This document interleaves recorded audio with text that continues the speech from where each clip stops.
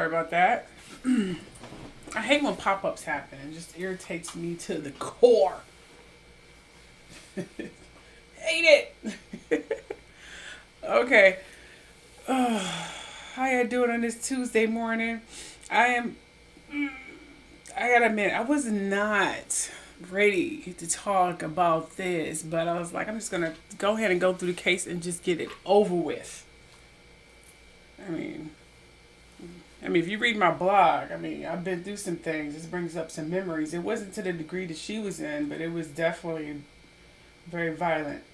So I had to do some serious soul searching, meditating, all of that, and then separate myself from the situation in order to talk about it productively and efficiently, and put all the theatrics that I did with the Rodney Jones one, which I believe I said in the beginning of his little reveal. I called him Rodney Johnson. I realized I said that. I was like, I think I called him Rodney Johnson. Oh my gosh. No one said anything, so I was like, okay, I guess that went over the heads. Thank you for not noticing that I completely butchered it. But I called him Rodney Johnson in the beginning of that last live show that I did. So, thank you for not busting the sister out.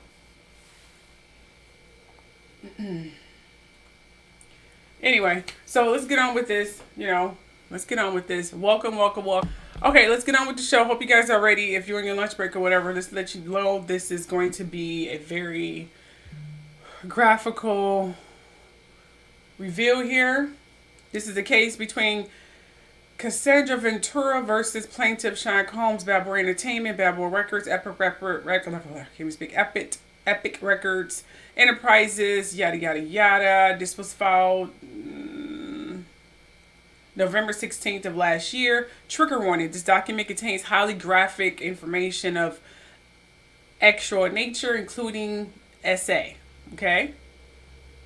You're welcome. Now, plaintiff Cassandra Ms. Ventura hereby alleges as and for her complainant against defendant Sean Combs, Mr. Combs, Bad Boy Entertainment, Bad Boys Records, Epic Records, and Combs Enterprises, LLC, and Doe Corporations? What did I see that name at? Anyway. And defendant corporations, and together with Combs and so on and so forth with all that. Now, preliminary statement that says defendant Sean Combs is a rapper, record executive, popularly known by his stage name Puff Daddy, P. Diddy, and so on and so forth with his aliases. Mr. Combs came to fame in the early 1990s with his record label Bad Boy Records. He rose to prominence in the music and entertainment industry over the decades and is regularly referred to as a hip-hop mogul. Okay. In 2022, Mr. Combs received the Lifetime Achievement Award. He should have got the Never mind. I'm going to separate myself. At the BET Awards, during his acceptance speech, Mr. Combs stated, I have to give a special shout out, thank you, love to the people that was really there for me. He named a number of people before adding, and also Cassie for holding me down in the dark times, love. You know how you be talking. I'm trying to talk like him. I crack myself up. You gotta be humorous, I swear. Anyway, 3.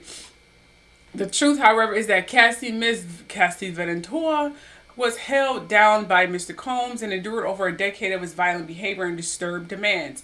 For Ms. Ventura, why am I talking? See, I'm gonna be going in and out of accents throughout the entire thing because I have to make this theatrical for you guys, and also storytelling, just like I did the Rodney Jones one. You know me, gotta keep you guys engaging here. So stay with me, peeps. Stay with me. Okay? I wonder if I can make the chat comments bold. I'm multitasking here too, by the way, so you know how that goes.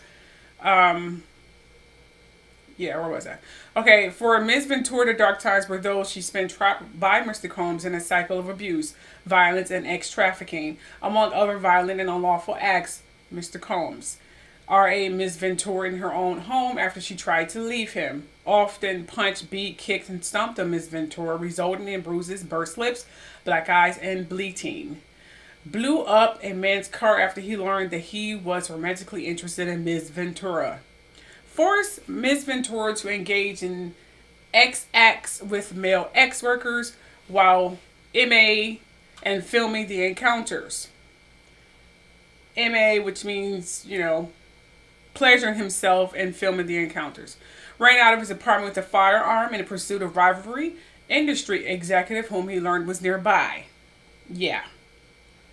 Demanded that Ms. Ventura carry his firearm in her purse just to make her uncomfortable and demonstrate how dangerous he is, and introduced Ms. Ventura to a lifestyle of excessive alcohol and substance abuse, and required her to procure and illicit prescriptions to satisfy his own addictions. The man sounds like a freaking nightmare. And this is just the prologue. This is literally just the intro of this entire, whatever you want to call this thing. I can't even give a name. This nightmare. Okay? We're just literally getting started to this nightmare of a freaking life. And I do have the other case files too from that other young lady who said she was a minor and she got group raped or something like that. I know it is because I was debating whether I wanted to talk about this. I noticed when people are talking about these cases, they're literally piggybacking off of someone else's case. They skim through it. They really don't talk about it in depthly. They take in bits and pieces and they repeat the same bits and pieces throughout every freaking video. It was annoying the hell out of me because I'm very thorough and I like to get detailed of everything. Don't give me half-ass anything. Just tell me what the hell is going on. Don't half-ass it. I hate when people do that. It drives me freaking crazy. That's why I like to do my own research. I like piggybacking off of anyone. Do it myself. You go right, I go left. I'm an Aquarius. I'm sorry. We don't follow the rules. We've got our own goddamn rules. Now, getting back to the story. Ms. Ventura met Mr. Combs in 2005 when she was just 19 years old. If you did not hear that correctly, she was pretty much a baby. She wasn't even old enough to drink yet. She was only 19 years old. When you're only 19 years old, you are legally adult, but you're still in the little daddy girl's mind and you're still needing that kind of parental guidance, someone to lead you. And that mind frame stay with you until you're about, I say 23, 24, 25 years old. But that's primarily when men who are twice your age or up in age like to get girls younger than them because it's easy to mold them and train them and brainwash them and control them because they're so young and they're still naive. Trust me, I've been there. Okay? And it's hard to get out of that. Once you get in a relationship at that young age, it's hard to get out of a relationship with someone after you get into it at a young age because then you get kind of conflicted whether you see them as, yes, your partner, or are you loyal to them like a father? So it's get conflicted, like I'm with you, are you, because you're my partner, my boyfriend, man, whatever, or husband, or am I loyal to you like I will a father? Am I putting up with your shit because, for some reason I feel like I have to? That's why it's really not good to get with someone that's really older than you. Trust me, I know, God knows I know. Trust me. And I try to warn people. People think, oh, how can you talk your relationship? I'm telling you because I've been through it or going through it. Dummies. Shoot. I speak from experience. Okay, so moving right along here. So Ms. Ventura met Mr. Combs in 2005 when she was 19 years old and he was 37 years old. He signed her to his label, Bad Boy Records, and within a few years lured Ms. Ventura into an instantaneous, fast-paced and drug-fueled lifestyle and into a romantic relationship with him. Who was also her boss, one of the most powerful men in the entertainment industry, who shouldn't be, and a vicious, cruel, and controlling man, 2 decades her senior. So he was 37, damn near punching her 40, and she was only 19 years old. She wasn't even old enough to drink yet. She was a baby. Exactly. I'm just going to call you Miss Leon, okay? Because I don't want to keep butchering your name, although I did sound it out. But I know me, once I get into the zone, I'm in the zone, seriously. Kiki started coming out and that's all she wrote, okay? So I'm just going to call you Miss Leon, is that okay? But you are absolutely right. Your brain isn't developed yet. Oh, thank you, The Panther Live. I'm glad you love the show. And Shakia, if I ain't said, welcome back. Okay, so yes. So Mr. Combs asserted completely control over Miss Ventura's personal and professional life, therefore ensuring her inability to escape his hold. He provided unprecedented, okay? They say unprecedented. They say unprecedented, okay? Avenues for success for the aspiring artist, but in return demanding obedience, loyalty, and silence. So he treated her, even though she was his girl, but he treated her like he child. I want obedient. I want loyalty. You do what I say, and that's how it's going to go down. If you disobey me, I'm going to beat you like my child, but also I'm going to fuck you like you my woman or some my hooker. So that's why you shouldn't get with older men, especially men like this freaking controlling son of a bitch. And we're just getting started.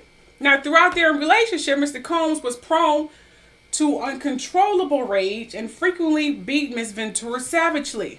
These beatings were witnessed by Mr. Combs' staff and employees of Bad Boy Entertainment. They yet said nothing.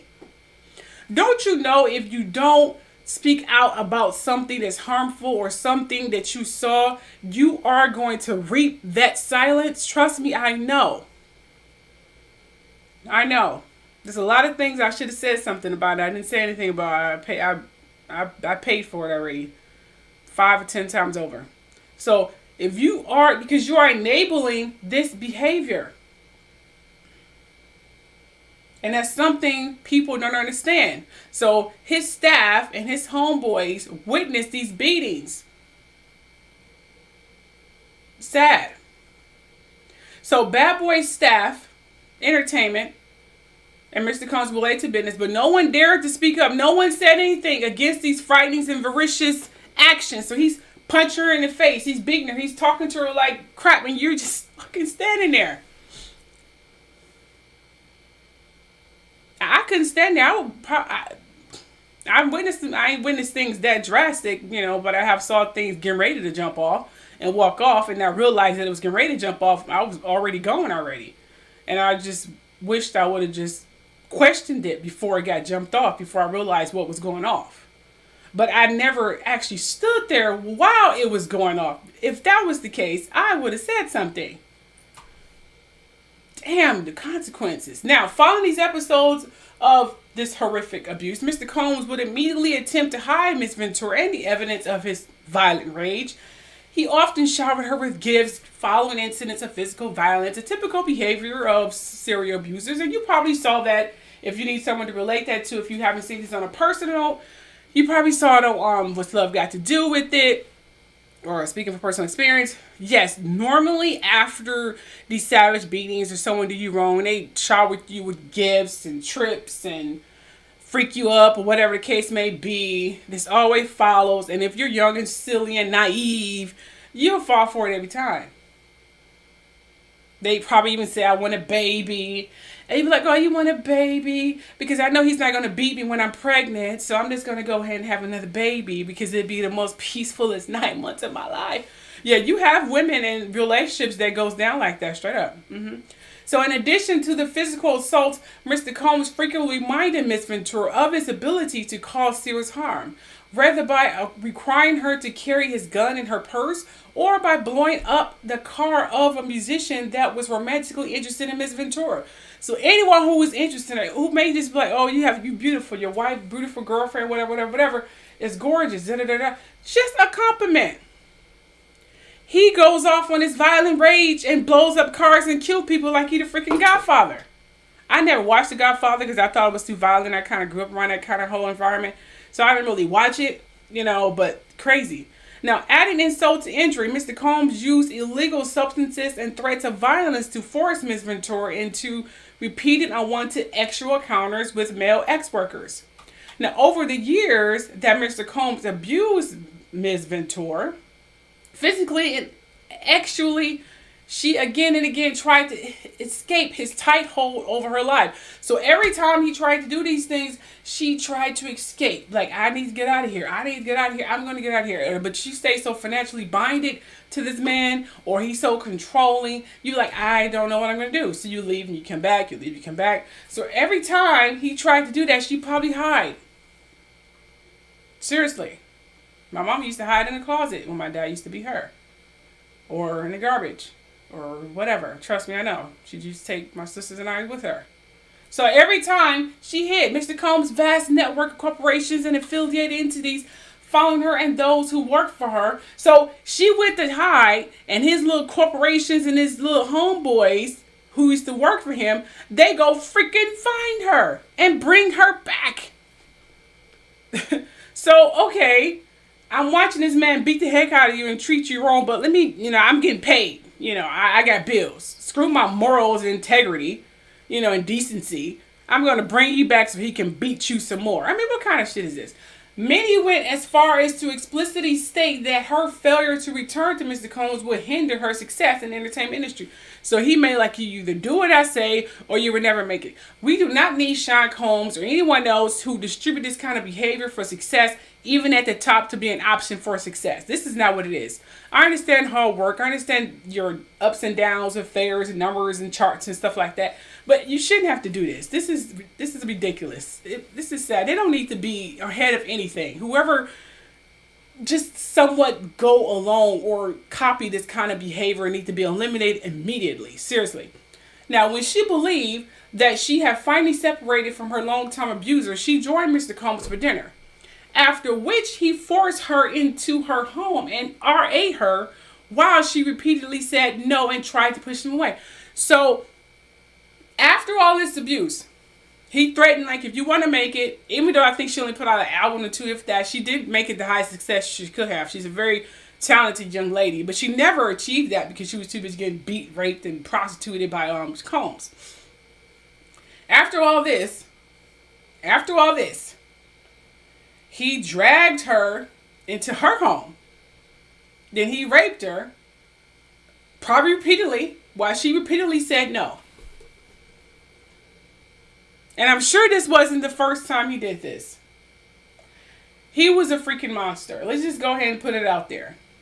Now, Miss Ventura has finally escaped Mr. Combs, but the harm that the assaults and actual abuse he caused her to experience for nearly a decade will forever. What do you think? Of course it will freaking haunt her. It's haunting me and I'm reading it. She has required intensive medical and psychological care to recover from the trauma she lived through. So I'm assuming she probably have nightmares. She probably have flashbacks. She probably can't sleep at night. She probably very overprotective of her kids. Anybody who look at her kids crazy, she probably go nuts. Her husband touch her wrong, she probably flinch. Trust me, I know. So she probably definitely have to go through a lot of therapy in order to get over what all this had endured. Now, she cannot, however, continue to live in silence about what she endured. Thank goodness. I wish some people was still more vocal, but some people probably like this kind of crap.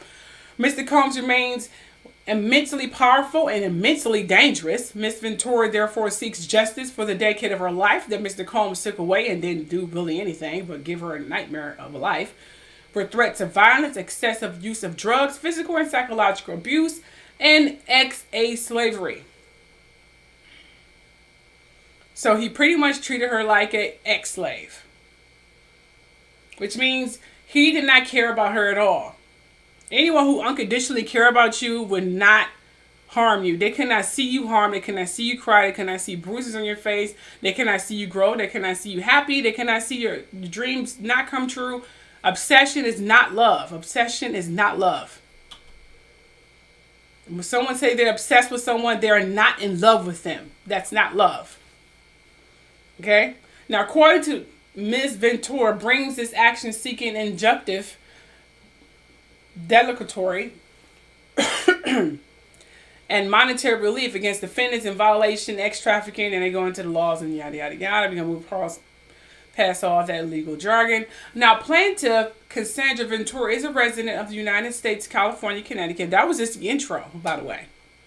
and was employed by defendants yada yada yada entertainment yada yada yada from 2006 to 2019. At all relevant times herein, Ms. Ventura met the definition of an employee of defendants under all relative statutes. Now, and it goes on to his name, Mr. Combs, and then his entertainment, music, yada yada yada. His little resume there. Remember I told you guys this? What does Sony have to do with this? Here it is right here. Listen to this. Defendant Epic Records is a New York-based record label owned by Sony Music. What did I tell you? Sony.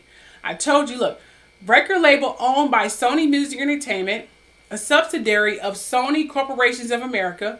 All relevant times, defendant was an employer or plaintiff within the means of all the applicable statutes. Now, remember I told you that Sony was literally in the middle of all these record companies. Sony, Arista, Columbia Music, Columbia Records, Columbia Television Network, yada, yada, yada.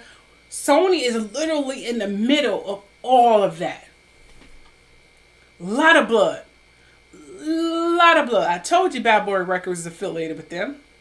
There it is right there. If you need more proof of it, you can just literally look on Wikipedia and it'll just tell you. Now, defendant Combs Enterprises and yada, yada, yada. We're going to move past all that. Now, here are the factual allegations, okay? Teenage, not adult, but we're talking about teenage Miss Ventura meets middle-aged Mr. Combs as her career begins.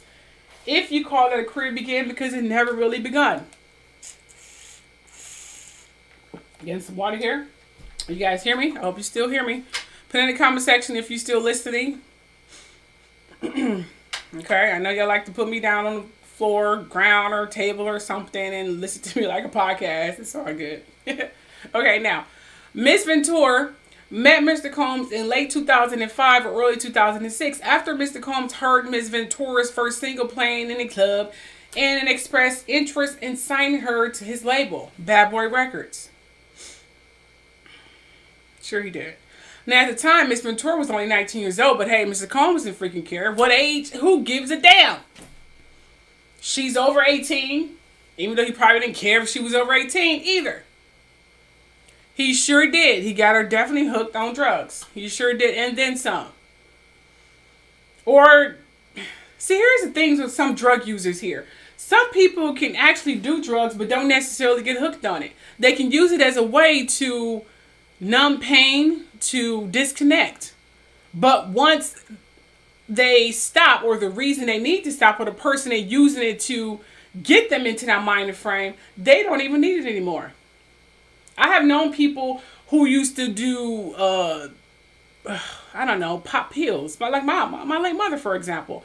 She used to drink and think she tried cocaine at some point when she was with my dad or whatever, and soon as they separated, she didn't do any of that stuff anymore. She was just doing it because she really did not like him. You know, he put her through hell. But once they were gone, she didn't have the need or the feel or desire to do it anymore. So some people can disconnect from those kinds of things. They don't need it. It depends why they're doing it. Now, if you're doing it for an addiction, then yeah. But if you're doing it to numb pain, you can easily quit. You know what I mean? Well, I don't know. But that's what I witnessed. Okay? Now, you understand, at the time, Miss Ventura was only 19 years old. So she's only 19. She's not even 21 years old yet. She hasn't even experienced adulthood yet. Which means her adulthood was literally spent with her father figure. Because he was practically a father figure to her. Because if she had a somewhat loyal, close-knitted father, I'm not sure of her family background, they wouldn't even allow this shit. But if the paycheck is big enough, who knows? Now, excuse me, because this is my daughter. No way in hell I want you around my child. I don't give a damn how much money you give me. But you know what? Money talks for some people. So she's only 19 years old. Mr. Combs 37. He should be ashamed of himself, but whatever. I mean, look at Beyonce and Jay-Z. I mean, can they even talk? So within months, in February 2006, Miss Ventura signed a 10-album deal, which she did not really do, with Mr. Combs' record label. Miss Ventura's first album, Cassie, was released in August 2006, debuting the number 4 on the U.S. Billboard 200. And it should, because she's a very talented girl, very beautiful girl, too. Now, to promote the album, Miss Ventura made television appearances on MTV's Total Request Live and BET 106 in Park. Miss Ventura suffered from significant performance anxiety during these appearances, and press outlets were highly critical of Miss Ventura's performances on these shows. So she probably, experienced a little stage fright. Am I going to make them happy? Is the show going to be great? I mean, it happens. Everyone goes through those kinds of anxieties. That is a normal reaction. People who's been in the industry for years still goes through those anxieties. That is normal. How you deal with them, however, is the problem, and that will set precedent for your entire career. And whoever's around you can give you normal ways to deal with it. But we're talking about Mr. Combs here. He's the God of all gods, the kings of all kings, and he normally deal with his stuff like a crazy psychopath. I wonder who taught him to act like this. Now, Mr. Combs, however, sought to rehabilitate his newly signed talent, telling MTV, and I quote, "You can hear the nervousness in her voice, and to be honest, I kind of smile at it because it made me really appreciate what I really love about her. She's a regular person. It just made me appreciate that she got nervous, and it was kind of cute to me. To be honest, you got to understand that success for her is coming out of nowhere. It is so huge, and sometimes everybody handles it differently. It is so cute to me." Yeah. Anyway, cute, like a little child. While clearly paternalistic in noting that it was cute to him, how regular Miss Ventura appeared, Mr. Combs' comments rang true to some extent. Upon signing with Bad Boys Records, Miss Ventura was quickly thrust into the spotlight and was unfamiliar with how to navigate her newly celebrity status. So she's 19. She just had a hit record. She really don't have that solid standard surrounding background of people who can guide her into a normal path. She's around Sean Combs, who's known for what? Well, let's say we know what he's known for. That was the wrong kind of, yeah. Anyway, Mr. Combs' recognition and glorification of Miss Ventura's navigator proved to set the groundwork for his manipulative and sexual relationship. I said sexual, sorry about that. Romantic and sexual relationship with Miss Ventura, a woman nearly 2 decades his junior. So he was practically old enough to be her father. But he didn't care about the age. He thought she was cute, like a little girl. So he knew that she was a little girl. There was no something. There was no smoke and mirrors. No preconceived notions that, oh my gosh, I thought she was this. He knew that she was this minor. Might as well call her minor, but he didn't care. She was cute. Now, within a year of signing with Bad Boy Records, Mr. Combs became deeply entrenched in Miss Ventura's life, almost immediately asserting possession and control over her and inserting himself into all aspects of her career and her personal life like her fucking father. So he was acting like her father. Not only a father, but her manager too. Like a possession.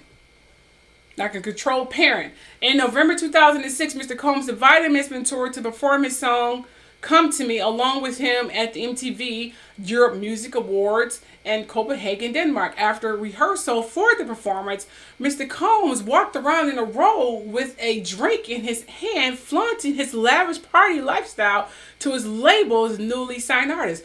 So I'm assuming he's in Europe. And he's walking around with a freaking robe on, with a drink in his hand like he's Hugh Hefner or somebody. Okay? And during a party. During hair and makeup leading up to his performance, Miss Ventura hairstylist and Mr. Combs makeup artist told Miss Ventura that Mr. Combs was interested in her. She shrugged off the gossip, and in fact, she expressed disgust given the large age gap between her and the president of her record label. Like, ew, he's like 37. He's like old enough to be my father. Like, ew. So she knew this already. So she knew going in that he was way too old for her. Remember, there was no preconceived notions or any smoke and mirrors. Everybody kind of went in here in this little sin bin with their eyes wide open, hands out, and knowing what to do. Sean Combs saw another property, an ex-slave, someone he can do whatever he wants to. She's young. I can mold her into anything I want to. This is perfect. Perfect. This is what he saw. That's what he saw. She saw, I can use him to make it in the music industry. I could be the next, I don't know, Beyonce or whoever's big at that time. That's what she saw. Not knowing his fully sinful background and how he treated his other artists of young age. Biggie Smalls being one of them. Lil' Kim being another. So they went in with different intentions and came out with different results. Now, emphasizing the age and power dynamic early on in their working relationship, Mr. Combs positioned himself as a father figure. Remember I said that? Now, this is my first time reading through this whole document. And protective Miss Ventura. By way of example, after returning to New York after a trip to Las Vegas, during which she endured a brief hospital stay. Yeah, a brief hospital stay. Now, this is just early on. Literally early on in their relationship. Just give me a moment here. Y'all still with me here? Okay. This is just literally early on in their relationship. Miss Ventura, who by then was fully healthy. So she's very healthy. She went to the club with her girlfriends. I'm not sure if she was old enough to drink, but who cares these days? I mean, they had Justin Bieber in rooms and in clubs. He was like 15, 14 years old with a drink in his hand. So who the fuck matters? You got money, you can be 12 and still drink these days. As long as you have money around the right people. No one gives a damn. Illegal is illegal. Okay? Now, so she's at the club with her friends where Mr. Combs saw her out. He reprimanded her, telling her to go home and take care of herself. So remember, he is her boyfriend, but he acts like her father. So he is definitely aware of the age gap.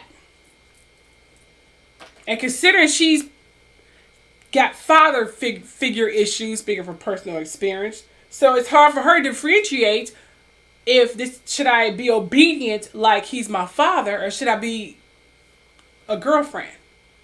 When you get with a man that young, it's hard for you to separate that. Some people can't separate it. You either become obedient, A, you don't like the scene, and B, because you kind of see him as your father figure. It's a really twisted, demented kind of thing. So, he said, go home and take care of yourself. Okay? Now, at the time, Miss Ventura thought her record label was looking out for her well-being. Like, maybe he's looking out for me, you know. And that Mr. Combs had her best interest. Like, you know, maybe he's right, I go home. He's probably right. Mr. Combs also ensured he was intertwined with Miss Ventura's personal and social life. For instance, by inviting himself, I say again, to Miss Ventura's 21st birthday. So she's turning 21 years old. She's turning 21 freaking years old. This is seriously illegal. Anyway, at her 21st birthday party in Las Vegas, he also brought among his little famous people, well, it says here, alone famous musicians, producers. So he's coming to the party with an entourage to impress her. This is literally to lay the freaking trap. Exactly, Lightning, exactly. And thanks, celebrity, for taking in. Thank you. So he's coming in with the package, like, you do your being to me, you know, I got you. Look at this. It's like, seriously, golden freaking handcuffs with invisible spikes. That's what they were. Okay? So he brought his little famous musician and producers, thereby she was in for something. Flaunting his celebrity status and influence in front of a young, impressive Miss Ventura. So he saw her as someone, I mean, he knew what he was going to do with her before they got together. She was young, she was beautiful. I can mold her into whatever I want. That's what he saw her as a possession, as a moneymaker, as someone he could control forever. Some people are still in that mindset. It's stupid. Although Mr. Combs knew that Ms. Ventura was in a relationship at the time, even though he was publicly in a relationship with Kim Porter, Mr. Combs nevertheless pursued Ms. Ventura at an after party in a hotel suite following Ms. Ventura's 21st birthday. Remember, she just turned 21. Mr. Combs pulled Ms. Ventura into the bathroom and forcibly kissed her. So she was probably walking down the hotel hallway or whatnot, probably about to return to her room or whatever she was trying to return to. Who gives a damn? He saw her and pulled her into the freaking bathroom and started French kissing her. This would have been a sure sign of what life would have been like. Someone would be like, oh my gosh, just like the storybooks, it's so passionate. Oh my gosh, this is so romantic. Some people would have thought that. Considering her age, she may have thought that. She probably thought it was creepy and almost thought it was kind of nice. Now, Miss Ventura did not consent to this unwanted contact. She immediately ran out of the bathroom and the hotel's at the hotel suite and cried. So she thought that was very, oh my gosh, what the hell? She told her best friend at the time about what had happened, but she was too scared to tell anyone else. So she didn't see it as a romantic gesture. She said, oh my gosh, I can't believe he just did that. What the hell? He's coming up at my party, showing up, he's stalking me and stuff. What the fuck? Now he yanking me in the bathroom and forcibly kissing me, and he was obsessed with her. Remember, obsession is not love. When people are obsessed with something, you see them as, it's kind of like a commodity, like a venture, like a goal. It's not even unconditional anymore. It's sick. Obsession is not love. Now, at the Video Music Awards the following day, Ms. Ventura's boyfriend at the time joined her and Mr. Combs at the table at the awards ceremony. Mr. Combs, remember, he's very territorial, and he was very angry. Okay?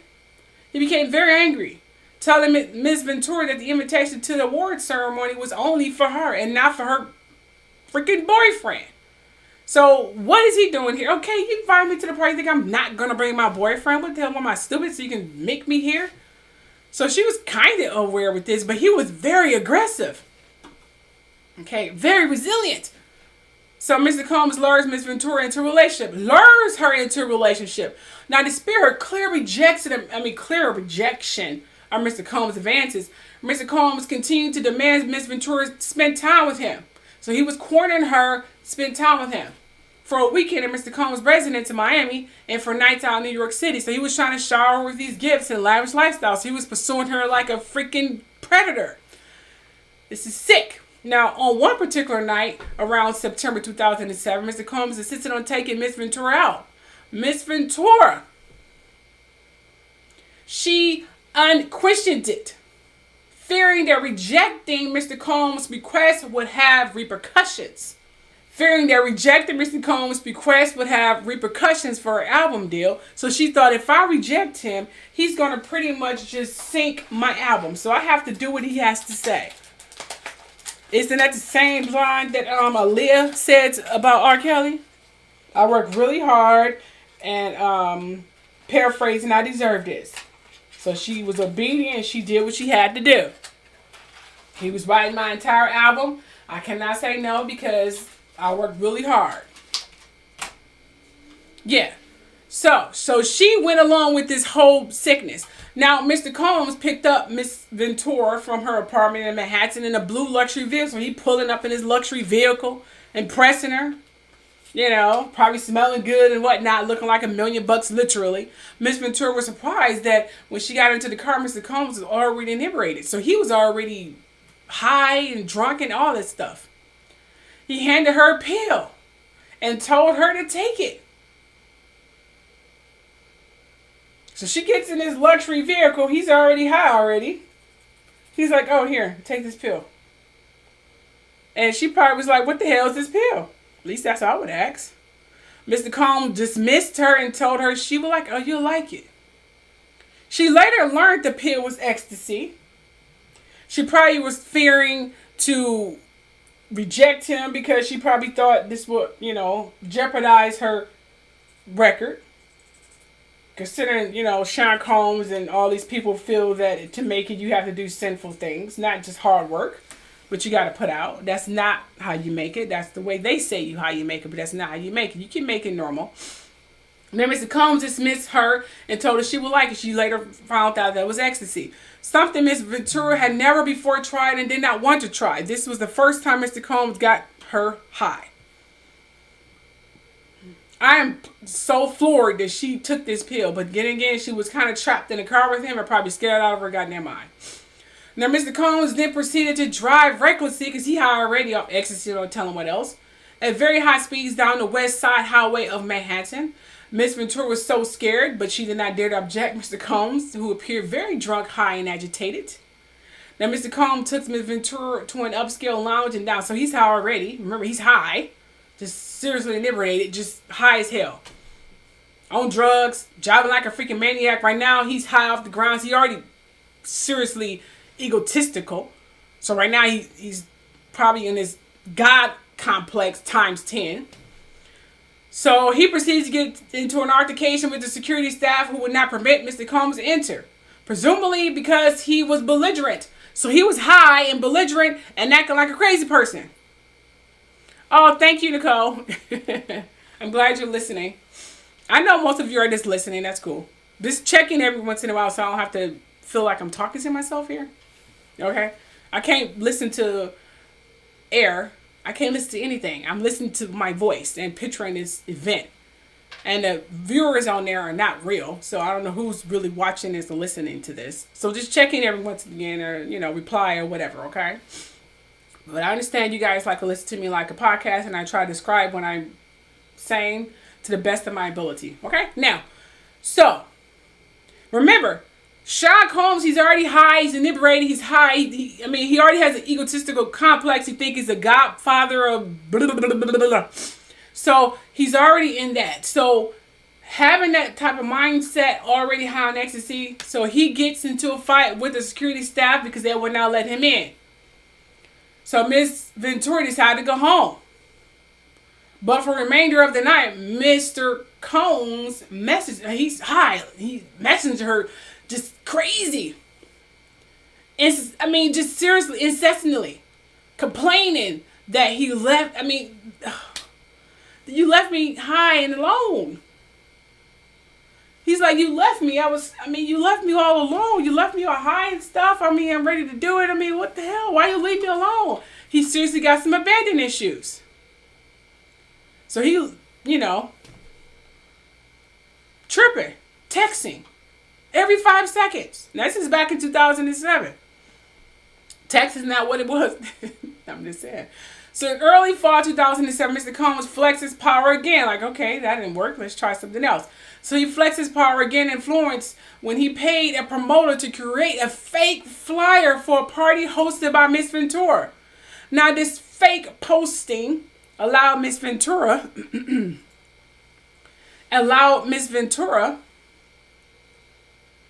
to have an excuse to go to Miami, Florida, and get her away from her boyfriend by using the guise of a legitimate event she had to attend.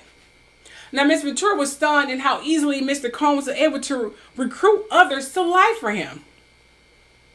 So he created this fake freaking flyer for a party that was allegedly hosted by her just so she can come to Miami. And to get her away from her boyfriend. Saying, you got to come to this event, yada, yada, yada. And get all these stupid people who are willing to do anything for money to go along with it. So you have all these stupid sheep go along with this lie. So Miss Ventura was uncomfortable with this fake flyer, but because the request to go to Miami was made by the owner of the record label, and because she was scared to go against his wishes and face repercussions, which she knew, to her nascent career, Miss Ventura agreed to join Mr. Combs in Florida. So she was scared, young, remember, she got with him young, so she still had this mixed venture of seeing him as someone who can, let's just say it in children aspects. Prince Charming, Prince Charming, whatever, / father figure, and lover. That's what she saw him as. I'm loyal like a father figure and like my boss. I'm somewhat attracted to him because he's my lover.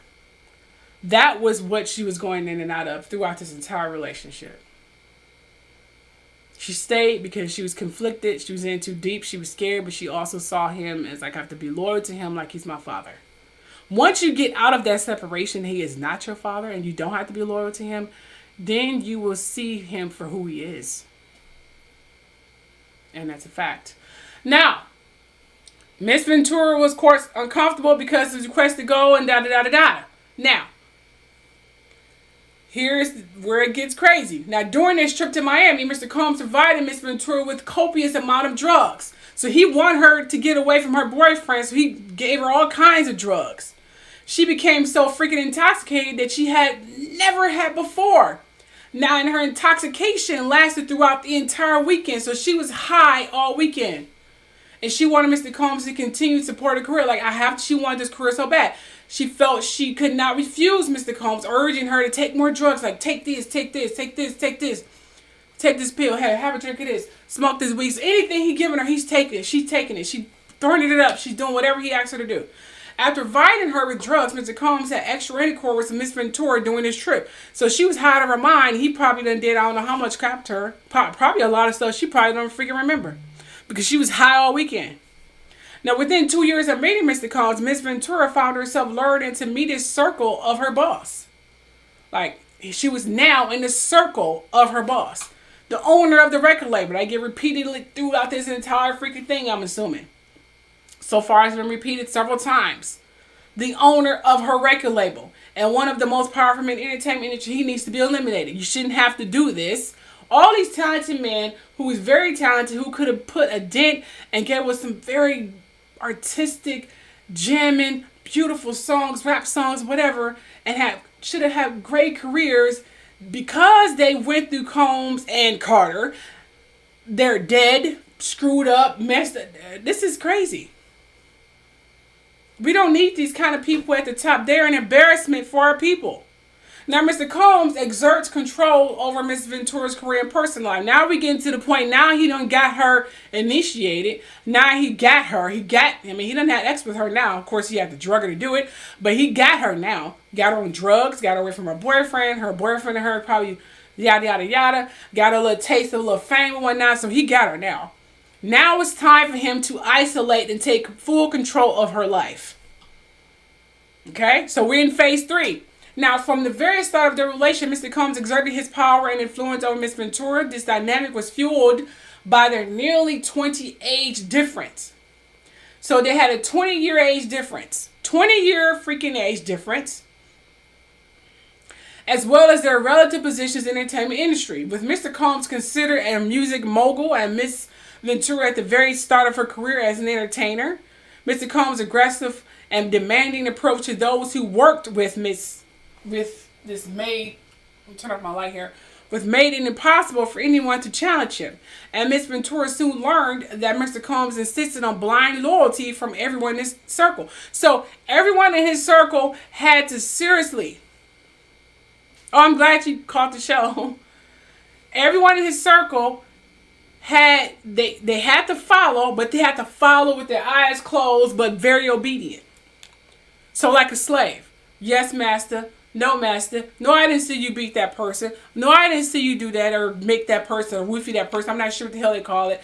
They had to be obedient, but don't say shit.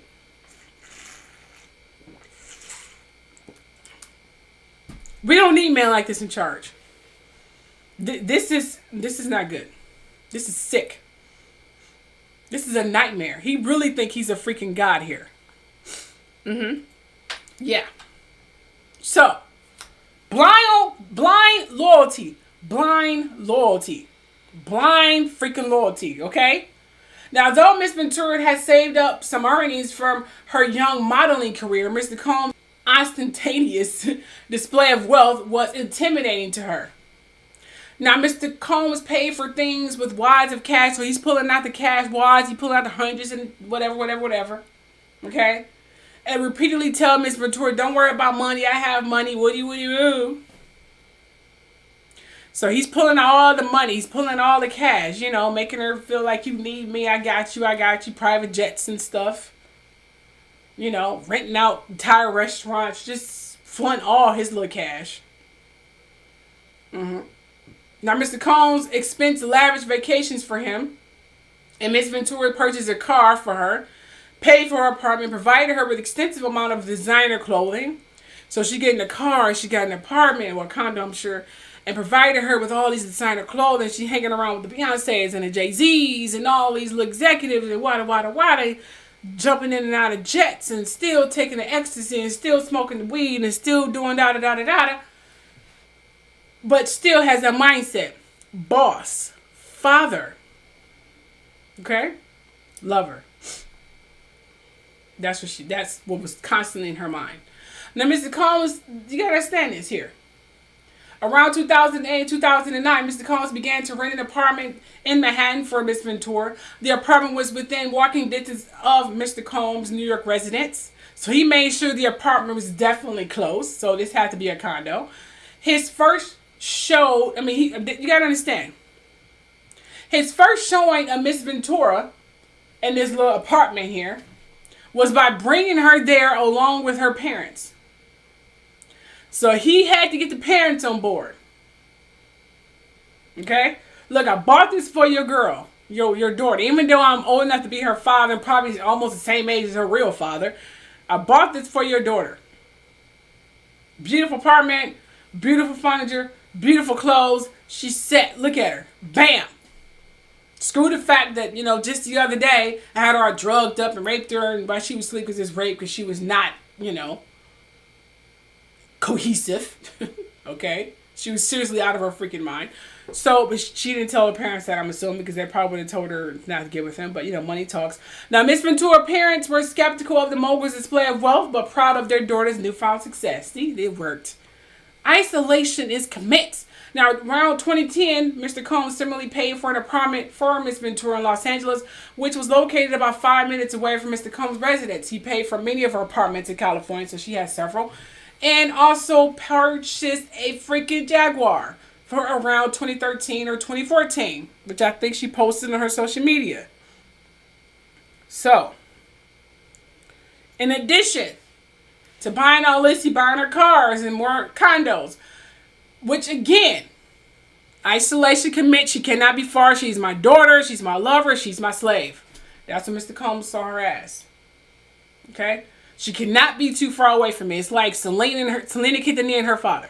She cannot be too far away from me. Next door or down the street where I can see her, because she's my money maker, my whatever slave, and they have to be near and they have to be there when I call them. So, about 5 minutes away from Mr. Combs' residence. He paid for many of her apartments in California, as I stated, and also purchased her Jaguar 2013, 2014, just in case you didn't hear that. Now, all aspects of Miss Ventura's life are controlled by either Mr. Combs or his management companies. So he made sure people was in place to keep her controlled. Every event Miss Ventura attended, from the travel to the makeup to the clothing, was paid directly by Mr. Combs' affiliated companies. So everything she wanted, he controlled the money, everything. He controlled every aspect of her life. She probably didn't even know how much she was worth because he controlled everything. Now, compounding this all-encompasses intrusion into her life, Mr. Combs secured his control over the young and impressionable Miss Ventura by introducing her to a drug-fueled lifestyle that kept her complacent and compliant. Now, Mr. Combs first introduced Miss Ventura to opioids. You understand? These opiates around 2008, they often called opiates or opioids.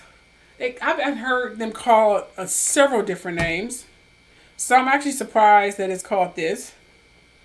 But we say opiates or opioids around 2008, and would often have pills and other drugs out in the open like candy. And you probably see some of these pills in actual visual in the Rodney Jones versus Sean Combs video that I did the other day. You can find that in the community chat. Okay? Now, upon information to believe Mr. Combs he was addicted. Okay, you understand at this time he's addicted to these drugs, and this is back in 2008. Okay. Now, Mr. Combs has been addicted to prescription painkillers and took ecstasy frequently. So I'm not sure why he took painkillers. I don't know if he had an accident or he just liked taking pills. So he took these pills, gave her these pills, introduced her to these pills. Now, at first, Miss Ventura was given a prescription that Mr. Combs received from a doctor in Miami, Florida. Now, eventually, Mr. Combs exhausted his supply of pills. He demanded that Mr. Ventura procure prescriptions from his Miami doctor in her own name. Like, you need to get connected to your own doctor in your own name. Okay? That way I won't be linked to this. But I'm sure he will probably control her doctor. Now, Mr. Combs also deeply, you understand, I say what it says verbatim on here though. Mr. Combs also became deeply involved in Miss Ventura's personal life with his personal staff attending Miss Ventura day by day, travel and other needs, including medical care. Remember, he was drugging her. And I'm sure at this point she got knocked up a couple times. Not even sure. He drugging her, so he got to keep that on the wraps. So of course he's gonna be, control of her medical needs. You can't let this stuff get out there that he's drugging her, man. Then they get to her father, then they get to some social media, and that's all she wrote. Lie. Okay? So on multiple occasions, Mr. Combs had Miss Ventura personal medical records sent directly to his email address. Because they checked. For instance, when Miss Ventura became experiencing memory loss, when you take a lot of these pills, ecstasy, opiates or opioids or whatever they call them nowadays, that stuff does something to your memory. You start forgetting things that you normally remember, you forget. Now don't get it twisted now. Once you get away from, you stop taking these things, the memories come back. As you saw what happened to Britney Spears and many other, it comes back. Or like you saw now, Cassie, she started talking about it. These memories come back. Now, potentially due to the excessive drug use and her head injuries caused by Mr. Combs' beatings and described below, her MRI results were provided directly to Mr. Combs. Yeah, Mr. Combs also repeatedly arranged for his staff to drive Miss Ventura to certain doctor's appointments. Probably doctor appointments that he probably set up for and paid off. Now, in this way, Mr. Combs exerted ownership over Miss Ventura as another example of the ways in which he manipulated Miss Ventura and ensured obedience early on in their relationship. And this was just in 2008. I believe they broke up in 2019. Now, he asked Miss Ventura what she called her grandfather. When Miss Ventura said that she referred to her grandfather as Pop Pop, Mr. Combs perversely insisted that Miss Ventura referred to him with that same nickname. Like, call me Pop Pop. I'm your grandfather. See, I told you. He saw her as a child. He saw her as a property and a slave. Someone he can control. And she saw her she saw him as a lover, as a boss, and a father figure. Now, what started as a whirlwind of celebrity meetings and drug and alcohol-fueled parties, however, quickly turned to fighting and violent. So after he isolated her, and they popping pills, and they doing drugs, and they jumping in and out of jets and stuff, and she going into her restaurants, making sure teeth and mouth is clean, and the wood's clean, and doctor's appointments, and all these records getting emailed to him, so no one can know what the hell's going on here, okay? All of that's eventually going to turn violent. Now, we're in phase 4. It's violent now. He's been doing drugs since forever. Her brain is all fogged up now because all the drugs he pumped into her. She's so deep in, and remember, she kind of started seeing him 19, but started mentally and intensely seeing him when she was 21. She was just a child. So right now, she's already training herself to deal with this man. So right now, she is literally seeing him as a father figure, even though he's a lover and her boss. She's nowhere near trying to leave. She knows she needs to leave, but again, that loyalty that you have toward a parent keeps making her stay.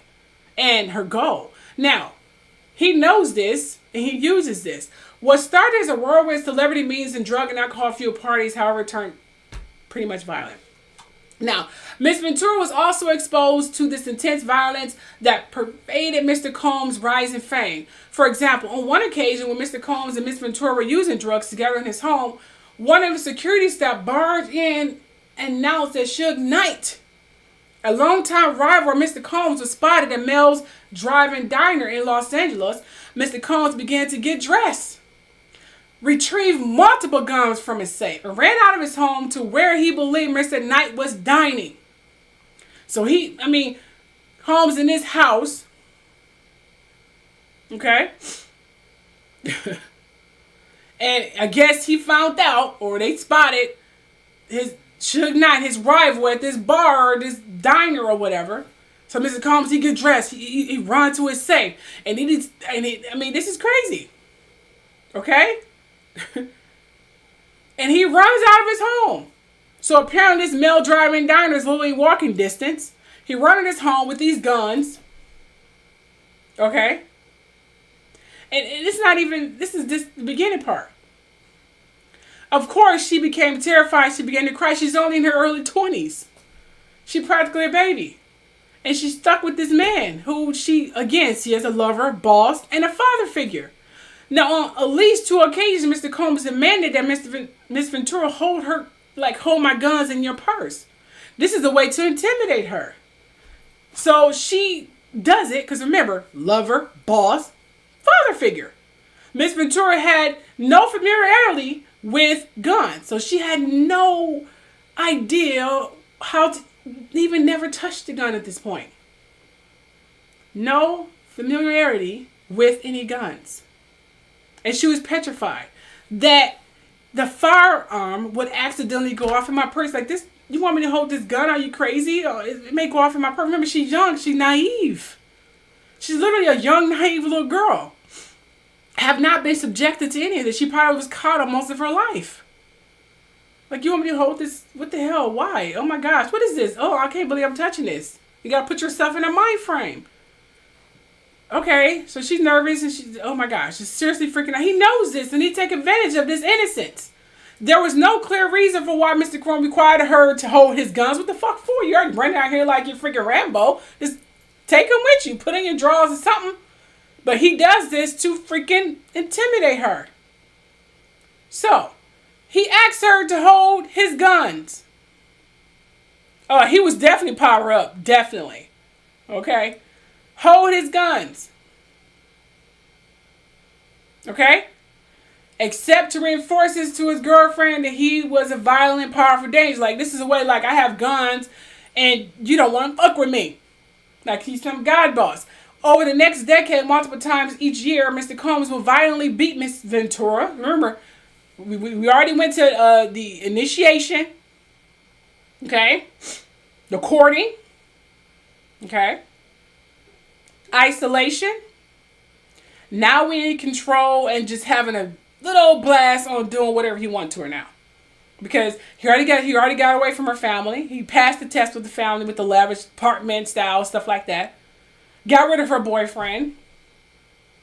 Already training her practically since she was 19 years old to be his ex-slave. Because at that age, you're learning about yourself. So she's already kind of trained and getting trained to think this is normality. Remember, lover, boss, father. Okay? So, he start beating her. Okay? A lot. So, leaving bruises all over her body. After every instance in which he beat Miss Ventura, Mr. Combs used money, like he beat her, punch her, slap her, drag her, whatever. Lavish her with money. Orchestrated extensive efforts to hide the evidence. Long sleeve, body makeup, hair over the eye, whatever. Bodysuit, glamour. They have all kinds of stuff that I didn't know they had. I watched several YouTube videos of girls giving techniques how to cover up black eyes and bruises on your arms and stuff like that. They got very, very creative. Including by hiding Miss Ventura in hotel. Now, if the beatings are so abrasive where you cannot hide them. Now, split lips you can't hide with makeup. Black eyes you can definitely hide with makeup. Bruises on arms you can hide with long sleeves. But a lot of woman beaters, or whatever you want to call them, try not to hit a woman's face because it's hard to hide it. But sometimes they get so carried away you just can't help it. So split lips, sliced faces, it's kind of hard to hide. So what he did, he hid her in hotels for days, sent her on a cruise. So her bruises can heal. If she had broken ribs, she can't perform. So they just hired her in a house for like 2-3 months. If her arms is broken, legs broken, whatever, you gotta hire her because, you know, people gonna start talking. Broken jaws takes time to heal. Noses takes time to heal. Although now, I think Ike Turner used to always break Tina Turner nose. It came so freaking disformed. They had to reconstruct her entire nose because he used to break her nose too much. Seriously, and that's a fact. Now, in one such instance, after a party with Jay-Z, after a party with Jay-Z, Mr. Combs beat Miss Ventura. Again, in one such instance, after a party with Jay-Z, Mr. Combs beat Miss Ventura repeatedly in the Escalade, including by kicking and hitting her. So he was high, pissed, drunk. He forced her out of the vehicle on Fifth Avenue. He's raging pissed off. He's high, drunk, whatever, just out of his fucking mind. Okay? He gets in the car, beat the hell out of her, kicking her, punching her. Just a serious punching back. He's enraged. Probably for whatever. Okay? She eventually was able to hail a cab and, get to her apartment in Manhattan after he beat the hell out of her. Where she cried in fear, realizing there was no one she could tell about this. Oh, wow. I mean, who the fuck I'm gonna tell that he just literally beat me to a pulp in this fucking Escalade? And who the fuck I'm gonna tell? So she spent 3 days in her apartment thinking and probably healing, like, what the hell am I gonna do? Can't tell my family. I mean, thinking over him, living it up over here. Celebrities, the fuck they gonna do? They know he's doing this to me, but no one's saying anything. Jay-Z and Beyonce knew this. Well, I'm gonna even tell you what we heard Jay-Z used to do with Beyonce. I mean, they know this. No one cares. Money talks. So in January 2009, after Mr. Combs learned that Miss Ventura spoke to another music manager at the party in Los Angeles, he became enraged. Now remember, they just got through partying with Jay-Z and Beyonce, which they do often. Okay? Later on in 2009, remember, it seems like after events and parties, he gets crazy. Okay? Think about that as I'm talking about this. She's a very beautiful girl. She loves social. She loves gathering. She loves chatting, yada, yada, yada. Isn't that what you do at parties? He don't like that because he's insecure. He's controlling. This is his property. His ex-slave, his daughter, his whatever I want her to be at the time I want her to be. That's what he see her as, okay? Again, she see him as lover, boss, father, okay? So in January 2009, after Mr. Combs learned that Miss Ventura spoke to another music manager at a party in Los Angeles, he became pissed. He was enraged. After parties, she seemed to get enraged. I'm starting to see a trend here. She had hoped speaking to this manager will allow her to further her career. I mean, she's, creating allies, creating connections. Isn't that what she's supposed to do? And that Mr. Combs would be happy for her. Like, look, I'm giving us more commodity. I'm giving us more, hey, be happy. I could grow your empire with you. I mean, hey, what's up? Yeah. That's not what he see her as. He don't see her as an empire growing kind of person. Mr. Combs is on the throne by himself. Women are properties. They're ex-slaves. They're whatever I want them to be, but they are never my equal. That's how you see women. They are not his equal. They will never be his equal. Ever be his equal. Ever. So Mr. Combs would be happy for her, but instead he became extremely angry and pulled her out of the cab where the party was taking place. So, anyway, in the car, remember, this is like the second time you hear him doing this. After parties, he seemed to just be pissed. You're not allowed to talk to anybody. Just stand there and look stupid. In the car, leaving the club, Mr. Combs beat Miss Ventura, pushing her into the corner of the vehicle. So he's pissed off. Like, who you think you're talking to? So he pushed her in the corner of the vehicle and then starts stomping on her face. So he's pissed. Whooping her like she's a slave. Pretty much what he think of her as, a slave. He would be dead at this point if I was her.